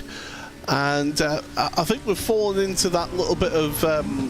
we're in the rhythm now, and we're just, again, fuel saving, try to hit a number, thinking about that second pit stop. It's only going to be a splash and dash, though, is that second pit stop, considering, the pit stop times have actually been relatively long here. Yeah, everyone seems to be going for the 2 long runs and then a slightly shorter run. I had a slight panic then because it showed me as Adam Watson being off the road, but isn't the case. The gap has closed between himself and Joe Newman, so we will keep actually on your screens as we talk, so you can see that battle for second position now in a Pro-Am. But I did have a minor panic when I saw Adam Watson's name change status on my timing screen. But as you say, yeah, everyone running a very long pit stop so far in this race, and I think, as you say, that does show that they are going to go to the splash and dash routine. Obviously, we saw people taking tyres as well in the first stop, so they're really playing the long game here, Paul, and I think that is an interesting one. But the track temperature is rising now. It's only risen by a couple of degrees compared to qualifying, but that does make a difference, and these drivers will be aware of that. Yeah, they certainly will. And you don't necessarily feel the difference in a couple of degrees. When it gets to about 5-6 degrees, that's when you start feeling, you think, oh, this track's a bit slower. So yeah, the drivers will feel that if it continues to rise, this temperature. Mostly cloudy skies, though, so I don't think it'll be rising too much. Now, Adam Watson under pressure here from Joe Newman. Newman's looking very, very keen to get his past Watson. Watson's missed the apex there of turn number 5, gets to run out the corner, which means that he stays ahead of Joe Newman. But this is a proper fight now for 6th, 7th and 8th places. Yeah, and Joe Newman looking incredibly racy in that Mustang. You can just see how much bigger it is than the 2 Audis that sandwich him, and it kind of crowds over them really with the size of that car. But he's really pushing it. Just didn't get the drive off the turn 5 that he would have wanted through turn number 10. This is where the Audi is going to be slightly better. The Ford is going to be pushing those front tyres quite hard through that corner, and something that Newman will be aware of. He's going to probably be thinking about a run down into Canada corner down at turn number 12. There is a car stopped down there at the moment. That's the 504 of Ben Altria at turn number 12. Hopefully that doesn't impact this battle. He's still stationary, so let's just wait to see get through this corner. But Newman at the moment not looking racy enough to put on a charge. As you can see, picture on the left of Ben Altria in the walls once again. Oh dear, yeah. I think Ben will be thankful to see the end of this race, to be honest. I think it's been one of those days for him. But these three out there now, this is where the Ford is strong. It's got some really good grunt as that Mustang, and it's got a good bit of put to it. But the Audi, a bit more of a sleek car. But the Mustang is very much a case of if you take a sledgehammer to motorsport, you end up with that Mustang. Through the first corner they go, and then plunge downhill through turn 2 into turn 3. Get a good run out of this corner. That's what you need to do if you're Joe Newman. And if you're Will Guthrie, where do you go in all of this? Because you want a piece of the action as well.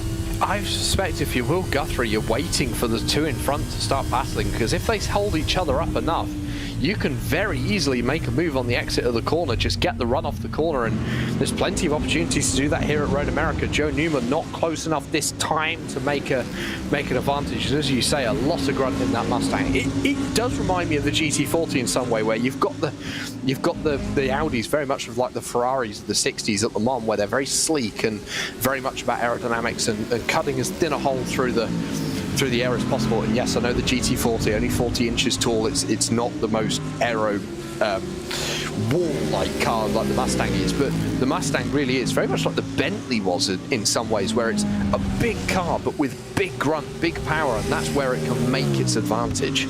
I was thinking more along the lines of the BMW M8 GTE. Yes, the meme of that being a huge car compared to everything else. Well, it is a big car compared to everything else as this Mustang.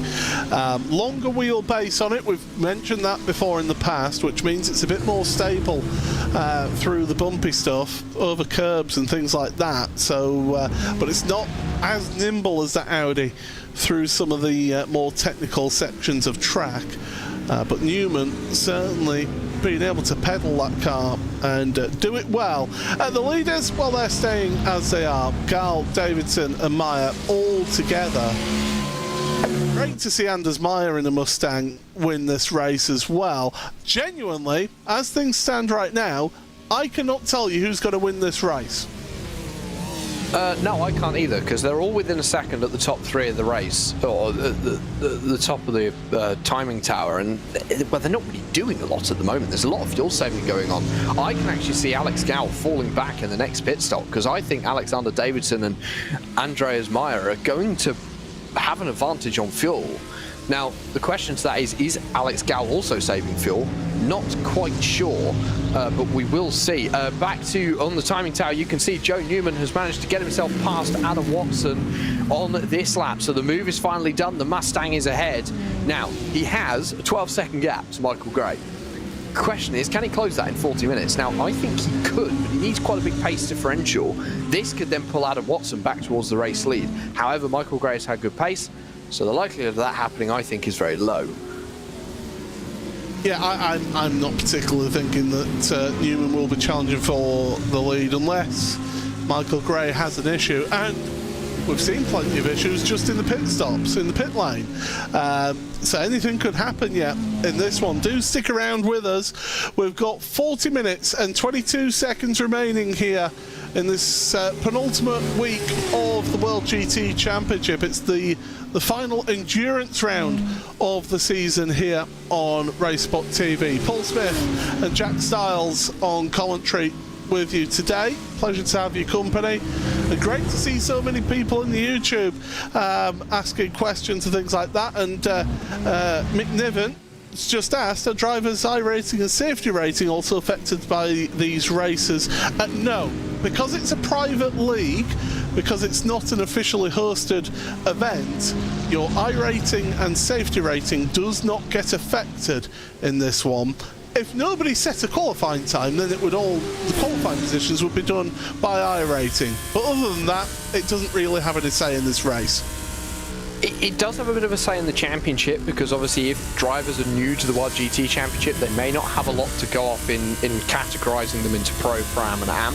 So the iRating may have a way of showing where a driver should be placed. Obviously the admins do reserve the right to move people around within the classes during the championship.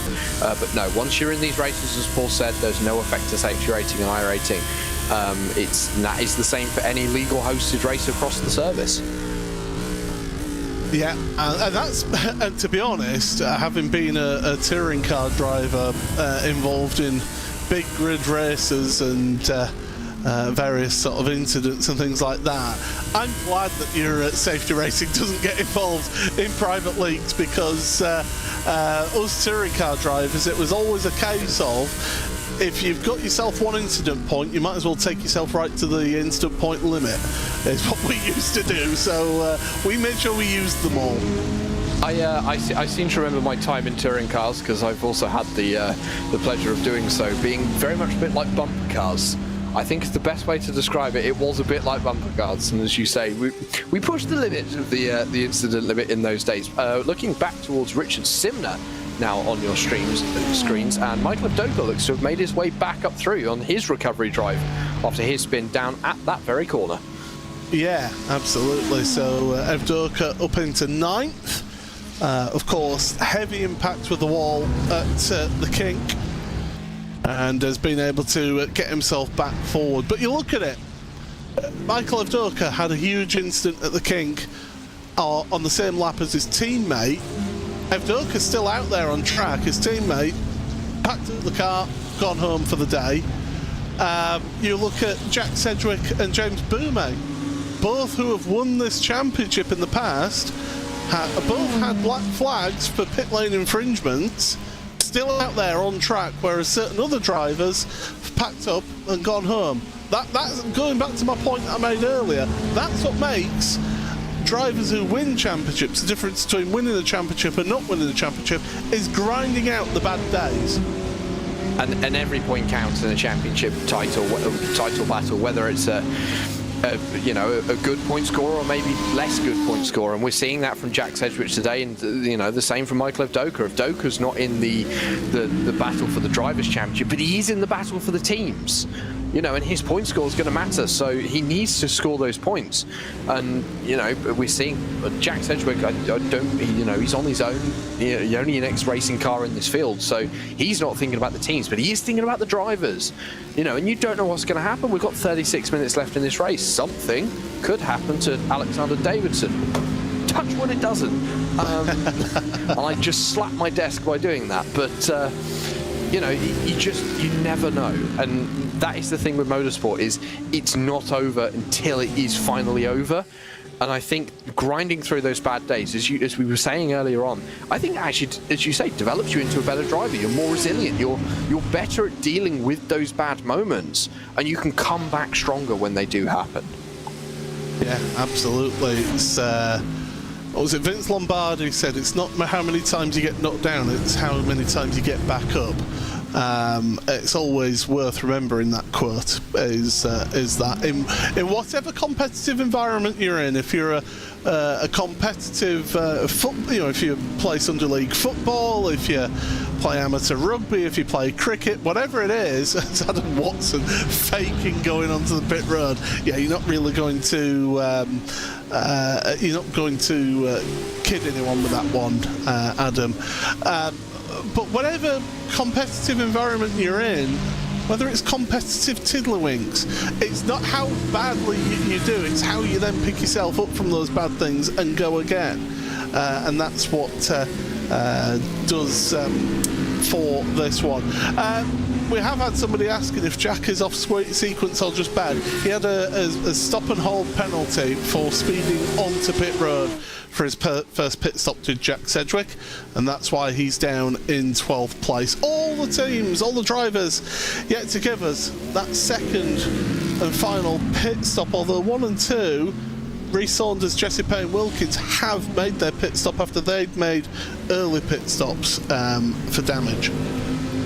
Yeah, those early pit stops, I think, as well, we're going to see how that filters out throughout the race. They've obviously lost the time early on, so, as you say, Rhys Saunders down onto the pit lane. He looks to be the first one to have done his second stop. I believe he is, so... Jesse Payne-Wilkins as well, I just said. Yes, Jesse Payne-Wilkins as well. I missed him on my timing screen, so... yeah, I think it's going to start kicking off. 17 laps to go. Let's see how this race now develops. Now, I am not expecting any of your leaders in anytime soon. You say that, Alex Gall comes onto pit road right now for his pit stop. That is an interesting move, is that, from Alex? Intriguing for me, because he only took a second less fuel than Alexander Davidson at the front of the field, who's now at the front of the field, should I say. That's interesting that he's pitting this early. Maybe he's got somebody spotting for him and saying, if you come in now, you'll come into a nice little bit of a gap, as Ross McFarlane pits as well. Well, that's and tyres. Yeah, right. Now, this was what I was about to say. His tyres going to come into this. I said it at the start of the broadcast. Road America, monsters tyres. And with the pace that these drivers have been doing at the front of the field, maybe tyres is going to be a consideration. 25 seconds on a fuel stop, for me, doesn't feel like a full tank at 73% limit. So I think they're short fuel in the car. I think we're about to come into another pit window. Looking at who's come in, Ross McFarlane, as you said, down the pit lane. Chris Chatterton's in. Dennis Grabowski, not surprised he's in because he was an early stopper anyway.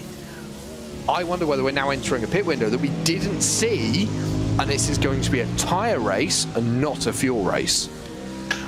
And here's the thing, if you're taking that tyre now, you're getting the most advantage out of it, whereas if you're leaving your pit stop right to the very last moment and you're only getting about, say, 18, 17 minutes, you're not going to change your tyre and you're not going to feel that advantage compared to what these drivers are getting now. But the counterpoint to that is they've got a heavier car now.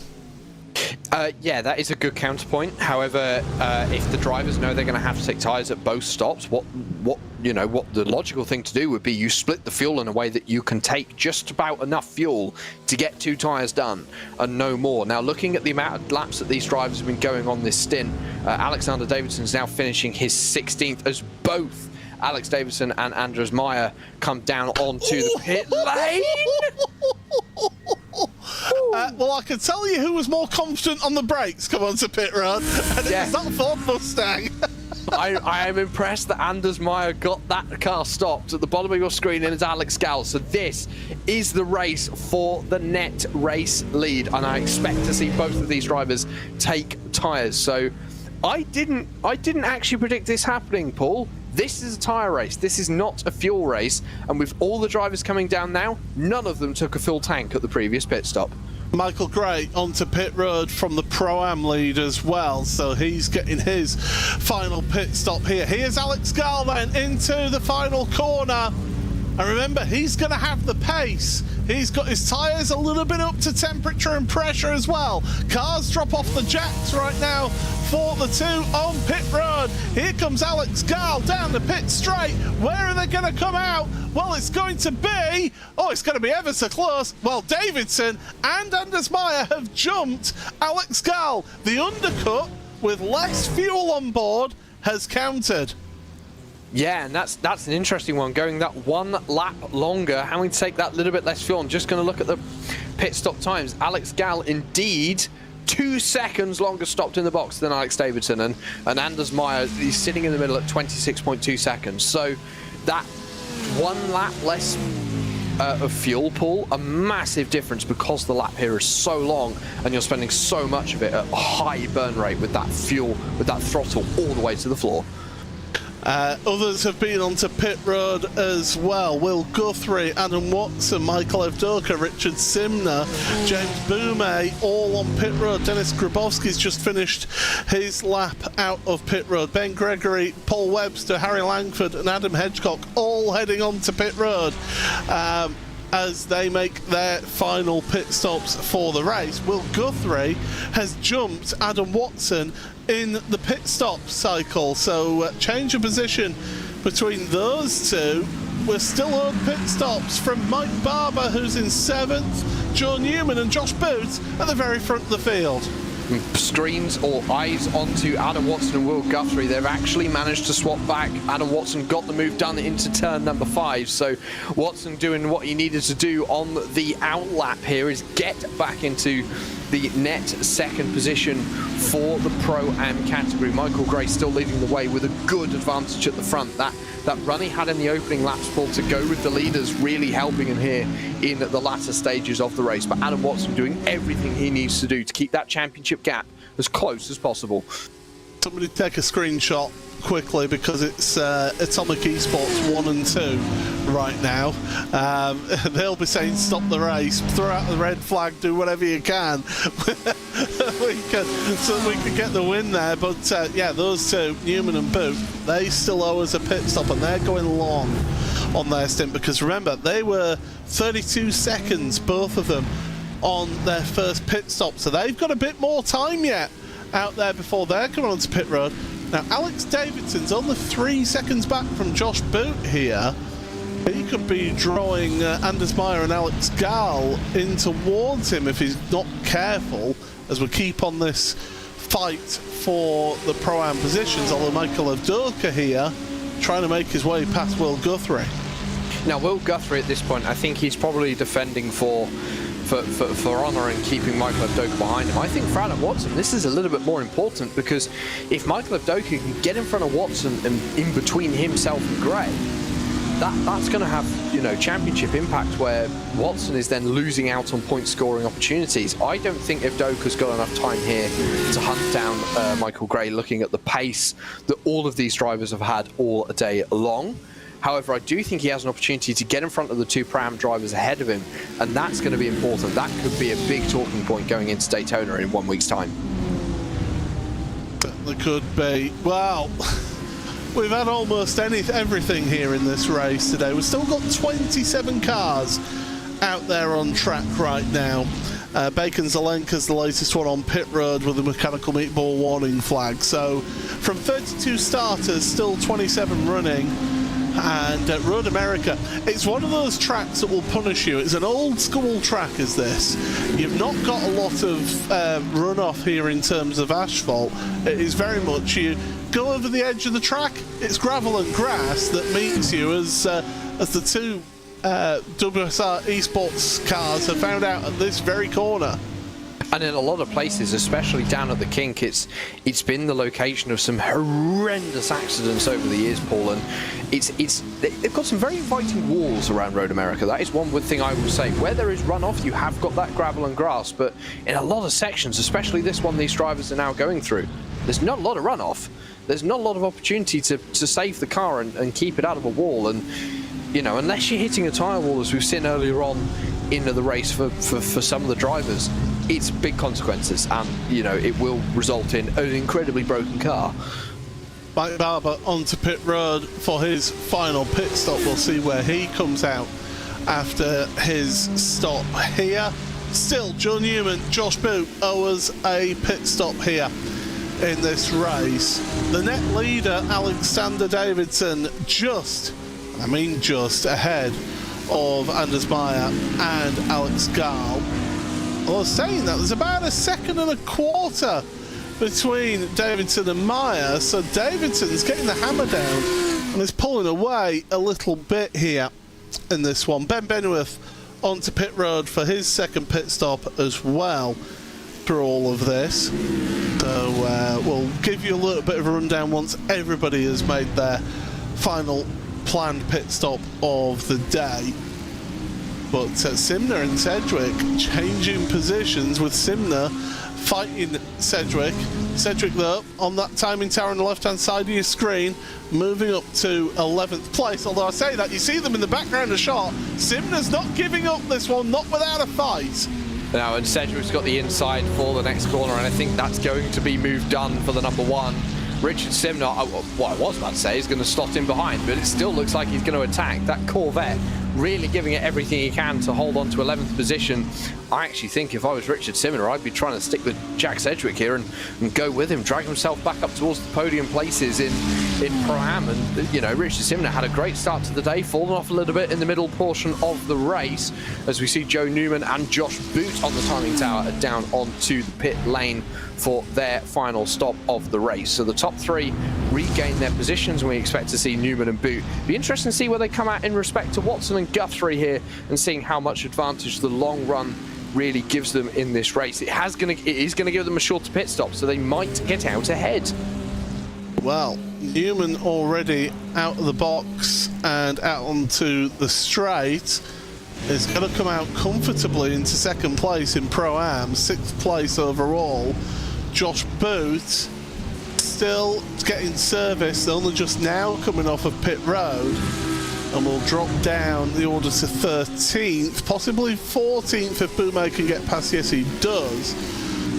But there's a big enough gap between Booth and Grabowski that Josh Booth's still going to be in that top 14. So that's going on, and this is carrying on as this fight as well. Michael Avdoka, try as he may, just cannot get past Will Guthrie in this one, and he's giving a flash to the headlights. He's saying, I'm coming through, and Will Guthrie, I think, has said, you know what, mate, you go through. Yeah, the lights are flashing. That is, of course, the international language in sports car racing of I'm coming through, get out of my way, and Michael Avdoka really making that clear down into turn 5. So one of these Pro-Am cars is dealt with, and the next one, Adam Watson. Now, I think Adam Watson might try and hold on to this one a little bit harder than the driver of William Guthrie did into turn number 5 here, Paul. So I think this could be an interesting battle. Watson's going to know he's not going to be able to catch Michael Gray at this stage of the race, so his championship could hinge on whether Michael Avdoka can get past here or not.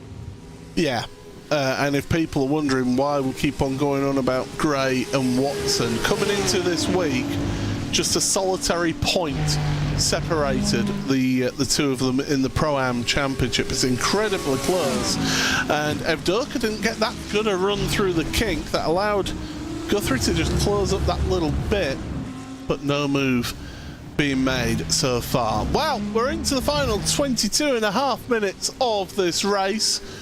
Everyone's made their final planned pit stop here. And it's Alexander Davidson, who leads this race.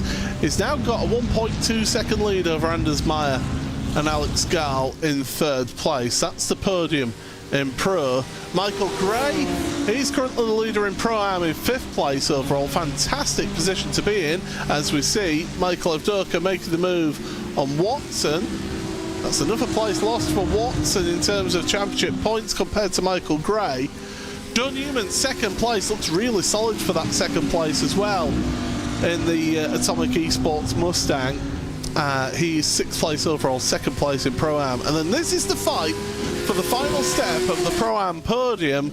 It's Adam Watson and Will Guthrie, and Guthrie is looking keen. He wants to get by here as we're going down towards turn number 5. No move being made at this stage. Ben Gregory still leads AM in 16th place overall, ahead of the next best AM driver, which is actually Jonathan Walker. So Jonathan's been able to move up through the field. 11 places gained for Jonathan into 20th place. Simon Andre Livingston, 3rd place in class, is in 21st as things stand right now. You can tell different classes of drivers, by the way, in our timing tower. The green car numbers in the timing tower, they are the Pro. The orange ones are the Pro-Am. The blue are the AM drivers. And still, Michael Avdoka's been able to pull away now from Adam Watson. So it's Watson and Guthrie for that final step of the podium in Pro-Am. Yeah, and I think Watson's still using some of Avdoka's draft here as they head down into Canada Corner one more time. But I think over the next few laps that may start to become something that isn't as much of a factor. Now, the big question here is, Paul, can Avdoka catch Joe Newman to get back that 6th overall position? That would be 5th in the Pro-Am class. I don't think that 5th in Pro-Am is going to be challenged. Although I say that Jack Sedgwick, he's only 3 seconds behind. There he is at the bottom of your screen. Very sort of briefly showing his eye. There he is coming up the top of the hill. So Jack Sedgwick is in and around this battle. He could actually cause Adam Watson to lose more positions overall. I think he probably will over the course of this race. And another driver who could be a problem here is James Boumet. Now, Boumet is a teammate to Adam Watson, so maybe there could be a little bit of a teammate helping our teammate going on in the latter stages of this race. But I don't think this is over in terms of championship ramifications for Adam Watson. Definitely isn't over as to who's going to get that last step off the Pro-Am podium. Yeah, certainly Sedgwick is on a bit of a charge. I don't know if you've been seeing his lap times, but he has been matching, and in some cases actually beating, the overall race leader in terms of lap times. His average pace is faster than the race leader of Alexander Davidson, so it shows that we know that Sedgwick has got the pace in the car, but he's 45 seconds off of the race leader after that 45-second penalty on pit road. Look at that, Jack. I mean, it's perfect in the sort of the timing, just how big an effect speeding onto pit road has cost Jack Sedgwick. Yeah, and it would have showed that Jack Sedgwick would have been up and around the leaders, potentially leading this race as well. He's had some incredible pace over the last 5 laps, faster than the race leader of Alex Davidson, on pace with Anders Meyer and Alex Gall in 2nd and 3rd position. So as you say, Jack Sedgwick, I think probably going to kick himself for that little mistake, but it's a learning opportunity. Every day is a learning day, Paul, and you know that's a motto in my line of work, and it's definitely true in sim racing. There's always something to learn every time you sit in the sim, and for Jack Sedgwick, he just pushed those limits a little bit too much. He's going to know that coming into Daytona next week. He's going to know to be a little bit more conservative coming onto pit lane if he needs to. Anders Meyer is ever so slightly gaining on Alex Davidson in this one, and Alex Gall is getting brought along with them as well. So the front 3, you just got a shot of all 3 then on camera then.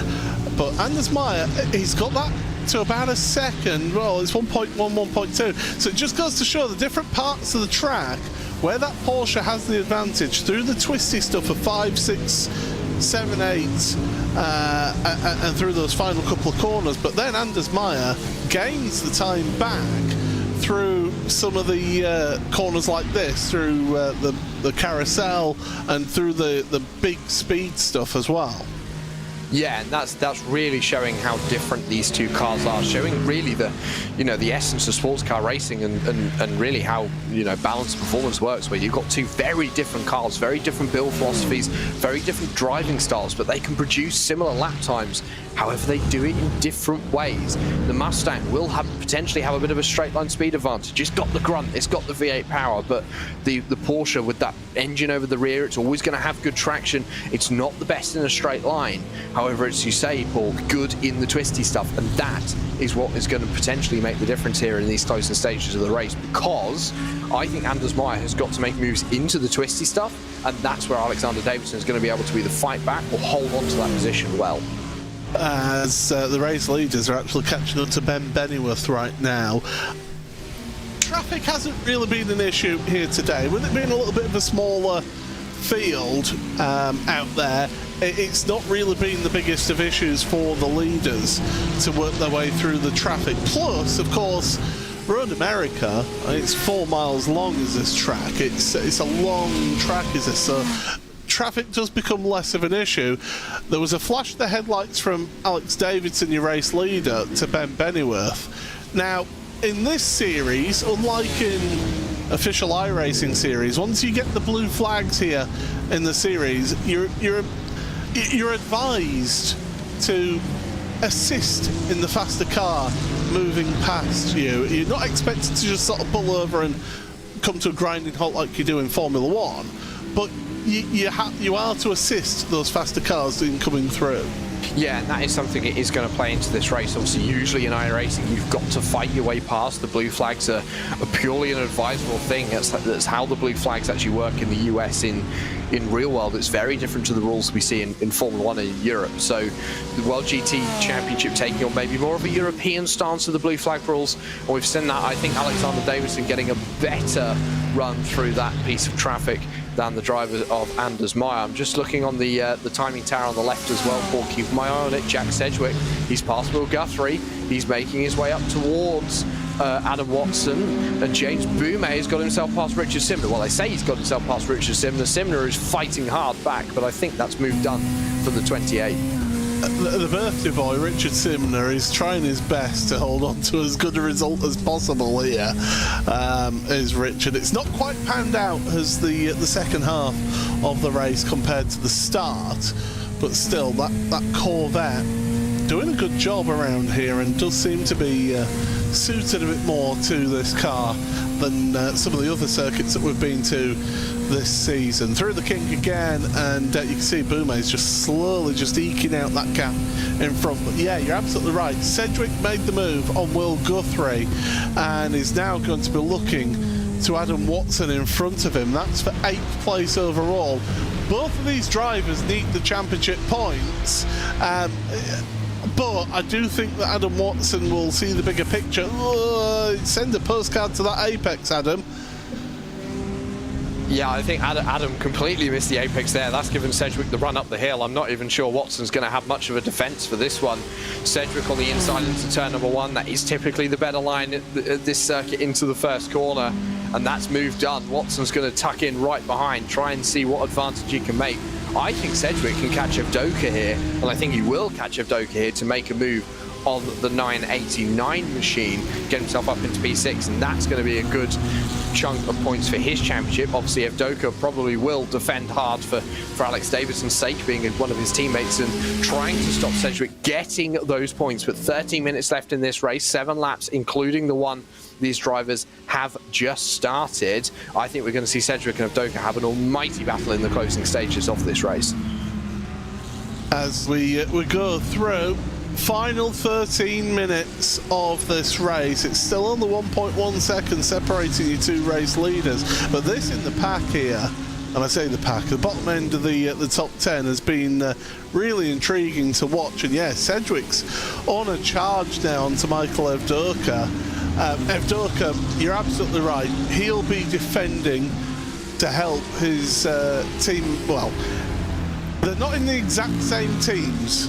Evdoka's in WSR Esports, Alexander Davidson's in WSR Esports by Butt Kicker, but they're under the same awning. So he's still going to be fighting for Alex Davidson to help him try and get as big a margin as possible going into that final week. Yeah, and I think that is going to be Alexander Davidson's kind of assistance here. Obviously, Daytona, it's going to be an interesting one. Maybe not the strongest car for the Porsche, so it'll be interesting to see how those WSR Esports Porsches go in 7 days' time. I think Sedgwick may be in the stronger car going into the final round of the championship. Now, I correct me if I'm wrong here, Paul, but I believe Sedgwick has driven Ferraris in this championship every season since that car was added to the iRacing service with the original 488 GT3 all those years ago. So Sedgwick really a Ferrari expert. He's going to know his way around the car so well. Davidson does jump between different ones, obviously the Porsche at the moment being his car of choice, but I think Sedgwick as well, with that knowledge of the car, that is going to be really crucial going into Daytona. You know, there has been at points throughout this season, the World GT Championship, that certain drivers in the Porsches have cried balanced performance and things like that. It's been all round the best car this season in the World GT Championship, especially with the track that we've been going to here as we continue looking at this fight between Watson and Guthrie, and Guthrie's getting right up to the rear of Watson's car. But that Porsche overall has been the strongest car. It's only been in certain environments where the Ferrari has had the edge. But when it has had the edge, my goodness, has it shown its pace. That is for sure. But still, Guthrie all over the back of Watson, and I think Watson's not quite hitting apexes that he maybe would have about half an hour ago.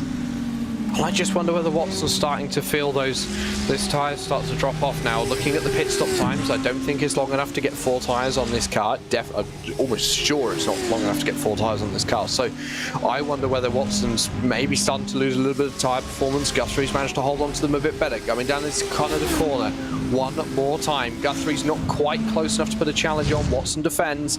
Their line astern through the corner and on the exit. And it just, you know, hit that apex, that's for sure. But it may be starting to look like Watson's starting to struggle in this closing 10 minutes of the race. And how much of an effect does it have on Watson's car having another car so closely behind? Because the air's not quite coming off the back. As here we go, little mistake from Watson. This is the opportunity that Guthrie needed. They're going to go side by side across the line. Guthrie's on the outside for turn number 1. Watson's on the inside. And Watson's going to have to brake a little bit more, having that tighter line. Can Guthrie then get the cut under on corner exit? The answer is no, and Watson shuts the door. Watson is keeping that door firmly shut, nailed, I think. I think there's going to be a few more nail guns used to keep that door shut down into turn 5. Will Guthrie really tucked up behind the driver of Adam Watson as they head under the cheese bridge and down the hill into the one of the biggest braking zones on the course. And Guthrie, we've seen him before, throw the dummy, not this time. Wasn't quite close enough. Watson holds on to it for now. Well, this has been the best race since the second pit stops. This has been absolutely enthralling to watch between the two of them. Nothing between the two of them in terms of pace.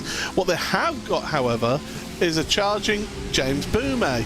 Now, Boumé works out of the same team as Adam Watson, Altitude Esports.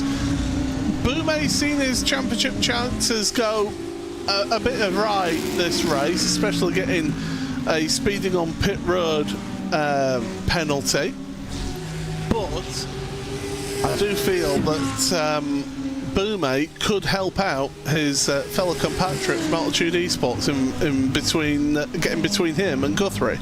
Yeah, and time is ticking in this race. There's a long lap here at Road America, over 2 minutes. So these drivers are really getting to the point of this race where there's not that many laps remaining. But James Boumé could get to a point where he needs to attempt or help his teammate Adam Watson. Just spotted it on the timing tower as well. Michael Avdoka, Jack Sedgwick, very close to each other on circuit. They're fighting hard. You can see them up ahead. Yeah, they're absolutely line astern as well as they go up that hill. They did briefly switch positions going into Canada Corner, but Avdoka able to hold on for the time being. This could be big in terms of the Pro Championship. Well, will he be able to do it, Sedgwick? No, not quite yet, but does he get the run? Then out of turn number 3, that's where he wants to have that run. Use the slipstream of the car in front of him. We know that for Ferrari has got a little bit more top end, and look at that straight away. Michael Avdoka saying, you're going to have to go the long way around me, sunshine, if you want to get past here. And Avdoka, you don't need to tell Sedgwick which way to go. Sedgwick will find a way. Maybe a little cut under. Oh, Avdoka parking the car on the apex. This is good stuff. This is good stuff, and Avdoka doing the traditional defense of stopping the car on the apex, exactly what he needed to do. Jack Sedgwick didn't quite have an answer, stopping, couldn't get the run off the corner, as you said, as they head down towards the Harry Downs, turn number 8. He's not quite close enough to put on a challenge. I think he's going to have to wait here, Paul. He's not going to have the opportunity until he gets to Canada Corner. Now, something to bear in mind, and we saw it earlier on in the race, these WSR Porsches, they do become understeery towards the end of the stint, and we are getting towards that point where the fuel is low, the tyres are worn. Could we see a mistake from Michael Avdoka at this very corner? We saw it earlier on in the race. Not this time. They go through line astern, and Jack Sedgwick eyeing up into Canada Corner. And straight away on the defensive then for Avdoka. I tell you what, he's defending in all the right places, but Sedgwick round the outside, can he carry the speed? He's going to have the inside for turn 13. Oh, they're absolutely neck and neck between the two of them. Still together, Avdoka's got the nose there, but Sedgwick gets the job done. Great stuff between the two of them, great respect shown between the two of them as well, and Sedgwick on that recovery drive up into 7th place. And that is exactly what Sedgwick needed to get himself those points as we head to 3 laps to go. Further behind, there is moves being made. James Boumé has got himself past Will Guthrie in that battle for 8th or 9th overall, pardon me. Adam Watson still leading the way. Now, this is going to be the interesting question. Is James Boumé going to help his teammate, or is he going to try and push forward and get past Adam Watson? We have had another retirement. Reece Saunders is out of the race, so we're now just down to 26 drivers remaining in this race, and Michael Avdoka trying his best to keep with Sedgwick, but not able to do so. Meanwhile, it is Adam Watson, James Boumé and Will Guthrie. That is 9th, 10th and 11th in this race. Boumé, well, he's just sitting there for the time being right now. Quickly, just to give you an update where everybody is, it's still the top 3 of Davidson, Meyer and Gall. Meyer's not able to close up. They've actually dropped Alex Gall of Davidson and Meyer. in your Pro-Am, it is still Michael Gray who leads this one in 5th place overall. Some huge points for Michael Gray coming his way. Joe Newman, a gain of 11 places, is up into 2nd place in Pro-Am, 6th place out there on track. And then you're looking at 3rd place in Pro-Am, 9th place overall. That's Adam Watson. And look at that, flashing the headlights for Fume. I think he's telling him, don't you worry about me, sunshine, you keep ahead. In Am, Ben Gregory is on for an Am win in 17th place overall. Jonathan Walker, who's fighting Jesse Payne-Wilkins in the Am Championship, is in 20th place overall, 2nd place in Am. And Simon Andre Livingston, 3rd place in Am, 21st. Jesse Payne-Wilkins, 25th right now in this race. So a 5-place difference between Jonathan and Jesse coming into the final. 3.5 minutes here, Jack. I think I'm going to say that Alex Davidson has just got that edge over Anders Meyer to hold on to that lead, but this isn't over yet. Yeah, I've just been watching Alex Davidson and Anders Meyer for the last lap or so on my timing screen, and it's floating at around a second, but I'm just not sure that Meyer's quite got the pace in that Mustang to close the gap to Davidson and overcome it. You might, you know, maybe get within a second on the last lap, but I'm not sure he's going to be able to put on a challenge. However, as you say, back towards this battle that we see on your screens, this is what's important, I think, in this very moment. James Boumet hasn't put a challenge into Adam Watson. He is looking a little bit more racy. This is on board with Will Guthrie, sat down in P11 overall, 4th in Pro-Am, looking towards the driver of Boumet, and he knows what Boumet's doing here. He's holding him up to make sure that Watson can get the points for the Pro-Am title, looking backwards from the 291, and you can see it there. I think you can actually see it in the body language of how Boumet is driving that 28 machine. He's not attacking his teammate, he's acting rear gunner. He is, and Watson is wringing the neck out of that Altitude Esports by SimSicker's car. He is doing everything that he can to try and get the pace out of it as the 3 Audis go through the kink, heading towards Canada Corner once again. This glorious circuit here in Wisconsin, and it certainly is a fantastic racetrack for people to go racing. Not the widest of tracks.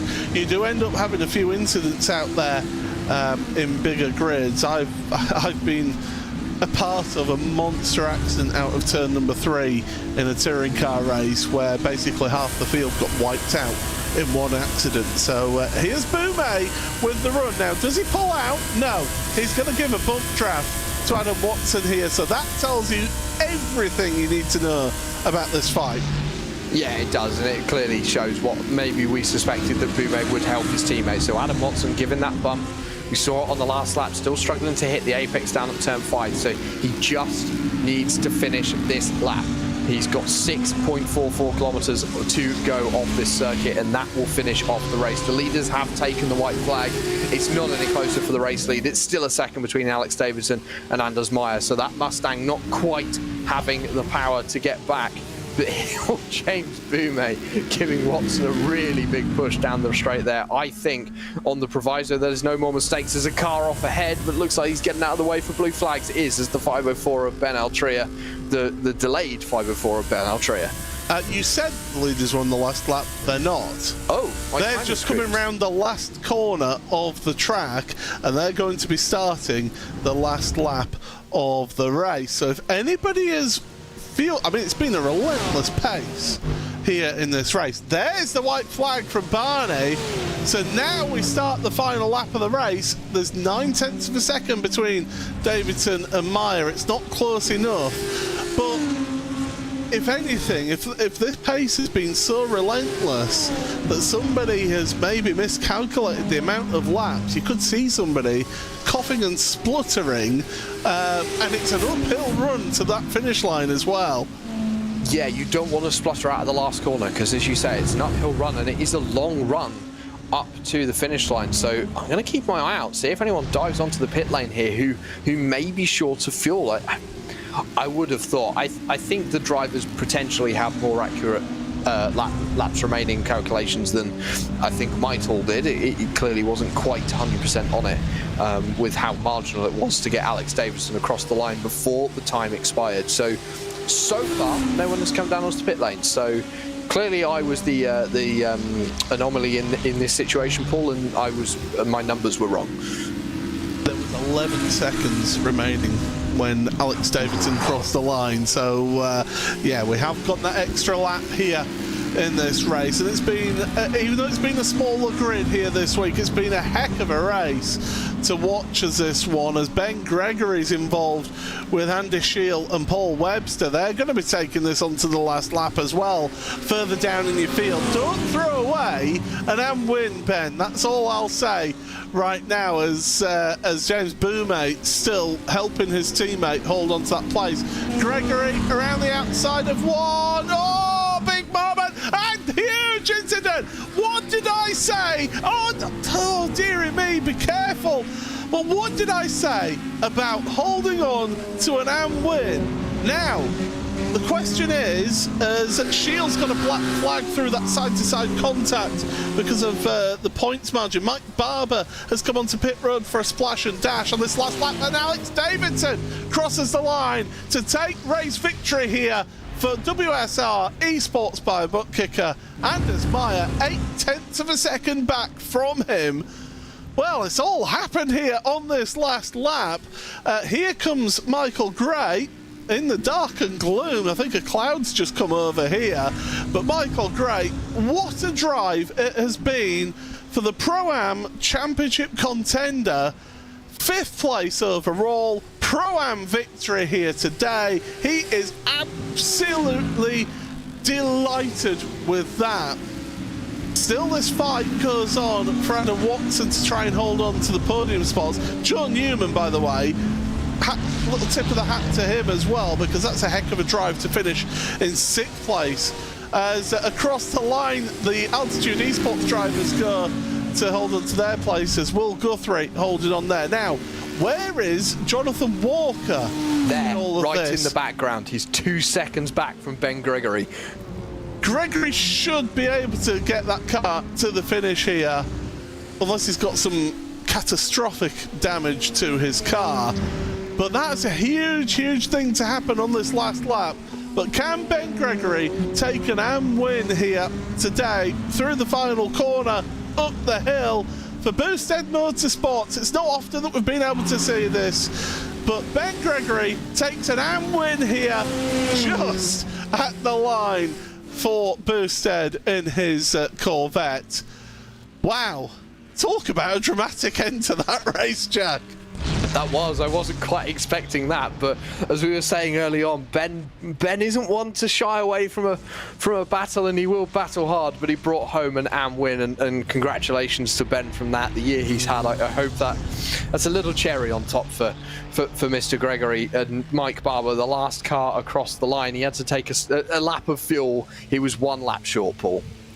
Yeah, we did wonder if anybody would have to take a splash and dash, and Mike was that driver. Well, there we go. There are the provisional race results then from week number 11 of the World GT Championship. The final endurance round of the season, and just 0.8 of a second covered Alex Davidson's WSR Esports Bookkicker Porsche compared to Anders Meyer's Racing Lab Esports powered by Ford Mustang. Alex Gall dropped off a little bit towards the end, finishes a great podium place though for the Apex Racing Academy driver in 3rd place. Then a big gap back to Ross McFarlane in 4th. Then your top Pro-Am, Michael Gray for Full Tilt Motorsport, 5th place overall, and right behind him, just 10 seconds back, Joe Newman for Atomic Esports Evo gets a podium here, 6th place overall, podium in Pro-Am. Jack Sedgwick, a fighting drive through the field after his penalty on pit road, up into 7th ahead of Michael Avdoka. Adam Watson finishes on the Pro-Am podium in 9th place, but loses points to Michael Gray and loses the Pro-Am lead for that. James Boumé rounds out your top 10. Again, another driver getting a pit lane penalty. Will Guthrie, we were enthralled with his race all the way through, finishes 11th, only 2 seconds ahead of Richard Simner, the birthday boy, in 12th ahead of Chris Cheddarton, Josh Boot, Dennis Grabowski, who had to start the race from pit road. Andy Shiel is classified as in 16th place, and Paul Webster. Ben Gregory then is your top AM, but only just by 2 seconds over Jonathan Walker, and the Boosted Motorsports driver will be breathing a huge sigh of relief. Simon Andre Livingston rounds out the top 20. And then others, Mike Barber, the last driver on the lead lap then in 21st for Ferrari Motorsports. Quettermass Motorsports, Harry Langford and Ben Bennyworth in 22nd, 23rd. Adam Hedgecock and Jesse Payne Wilkins 24th and 25th. Ben Altria after the lap 1 issues, 3 laps down in 26th. And then drivers who did not finish. Rhys Saunders, Bacon Zelenka, Jack Osborne, Gabriel Erdelai was a huge one, along with Victor Wolfson and Phil Samways. Well then, Jack, I mean, how do we unpackage all of that? I think one of the big things to take away from this is Alex Davidson. I think he'll be thanking whatever deity he would pray to, because all of his wishes came to fruition here. Yeah, and it was exactly the race he needed. He took away maximum points for the race win, and with Jack Sedgwick having the issues on the first pit stop down on the pit lane, that is really what he needed for the championship going into Daytona. He's in a very comfortable position. I think Davidson's got to have an incredibly bad day to not walk away with the championship in 7 days' time. I think Jack Sedgwick, the chance is still there. You know, he can go and do it, but I think it's going to be an uphill battle. The Pram, though, I think obviously that's the biggest gap we've seen for the, I've now done 2 rounds, and both rounds we've been coming in with a 1-point gap. So I suspect that Michael Gray will be having a minute sigh of relief in the fact that he's going to walk into Daytona with a slightly bigger gap, and obviously with Watson finishing P9 overall and Michael Gray finishing a fantastic P5, that's going to be a bigger gap than maybe Gray was expecting. Absolutely tremendous stuff, and well, make sure you join us next week for the championship finale. 2 45-minute races around the Daytona International Raceway, the world centre of racing, and well, it will be an absolute delight to be able to crown ourselves some champions. Thank you very much once again, Jack Stiles, for joining us here on commentary. Hugo Luis behind the scenes on production. I've been Paul Smith. Make sure you join us next week, 8 o'clock UK time, for the championship finale of the World GT Championship.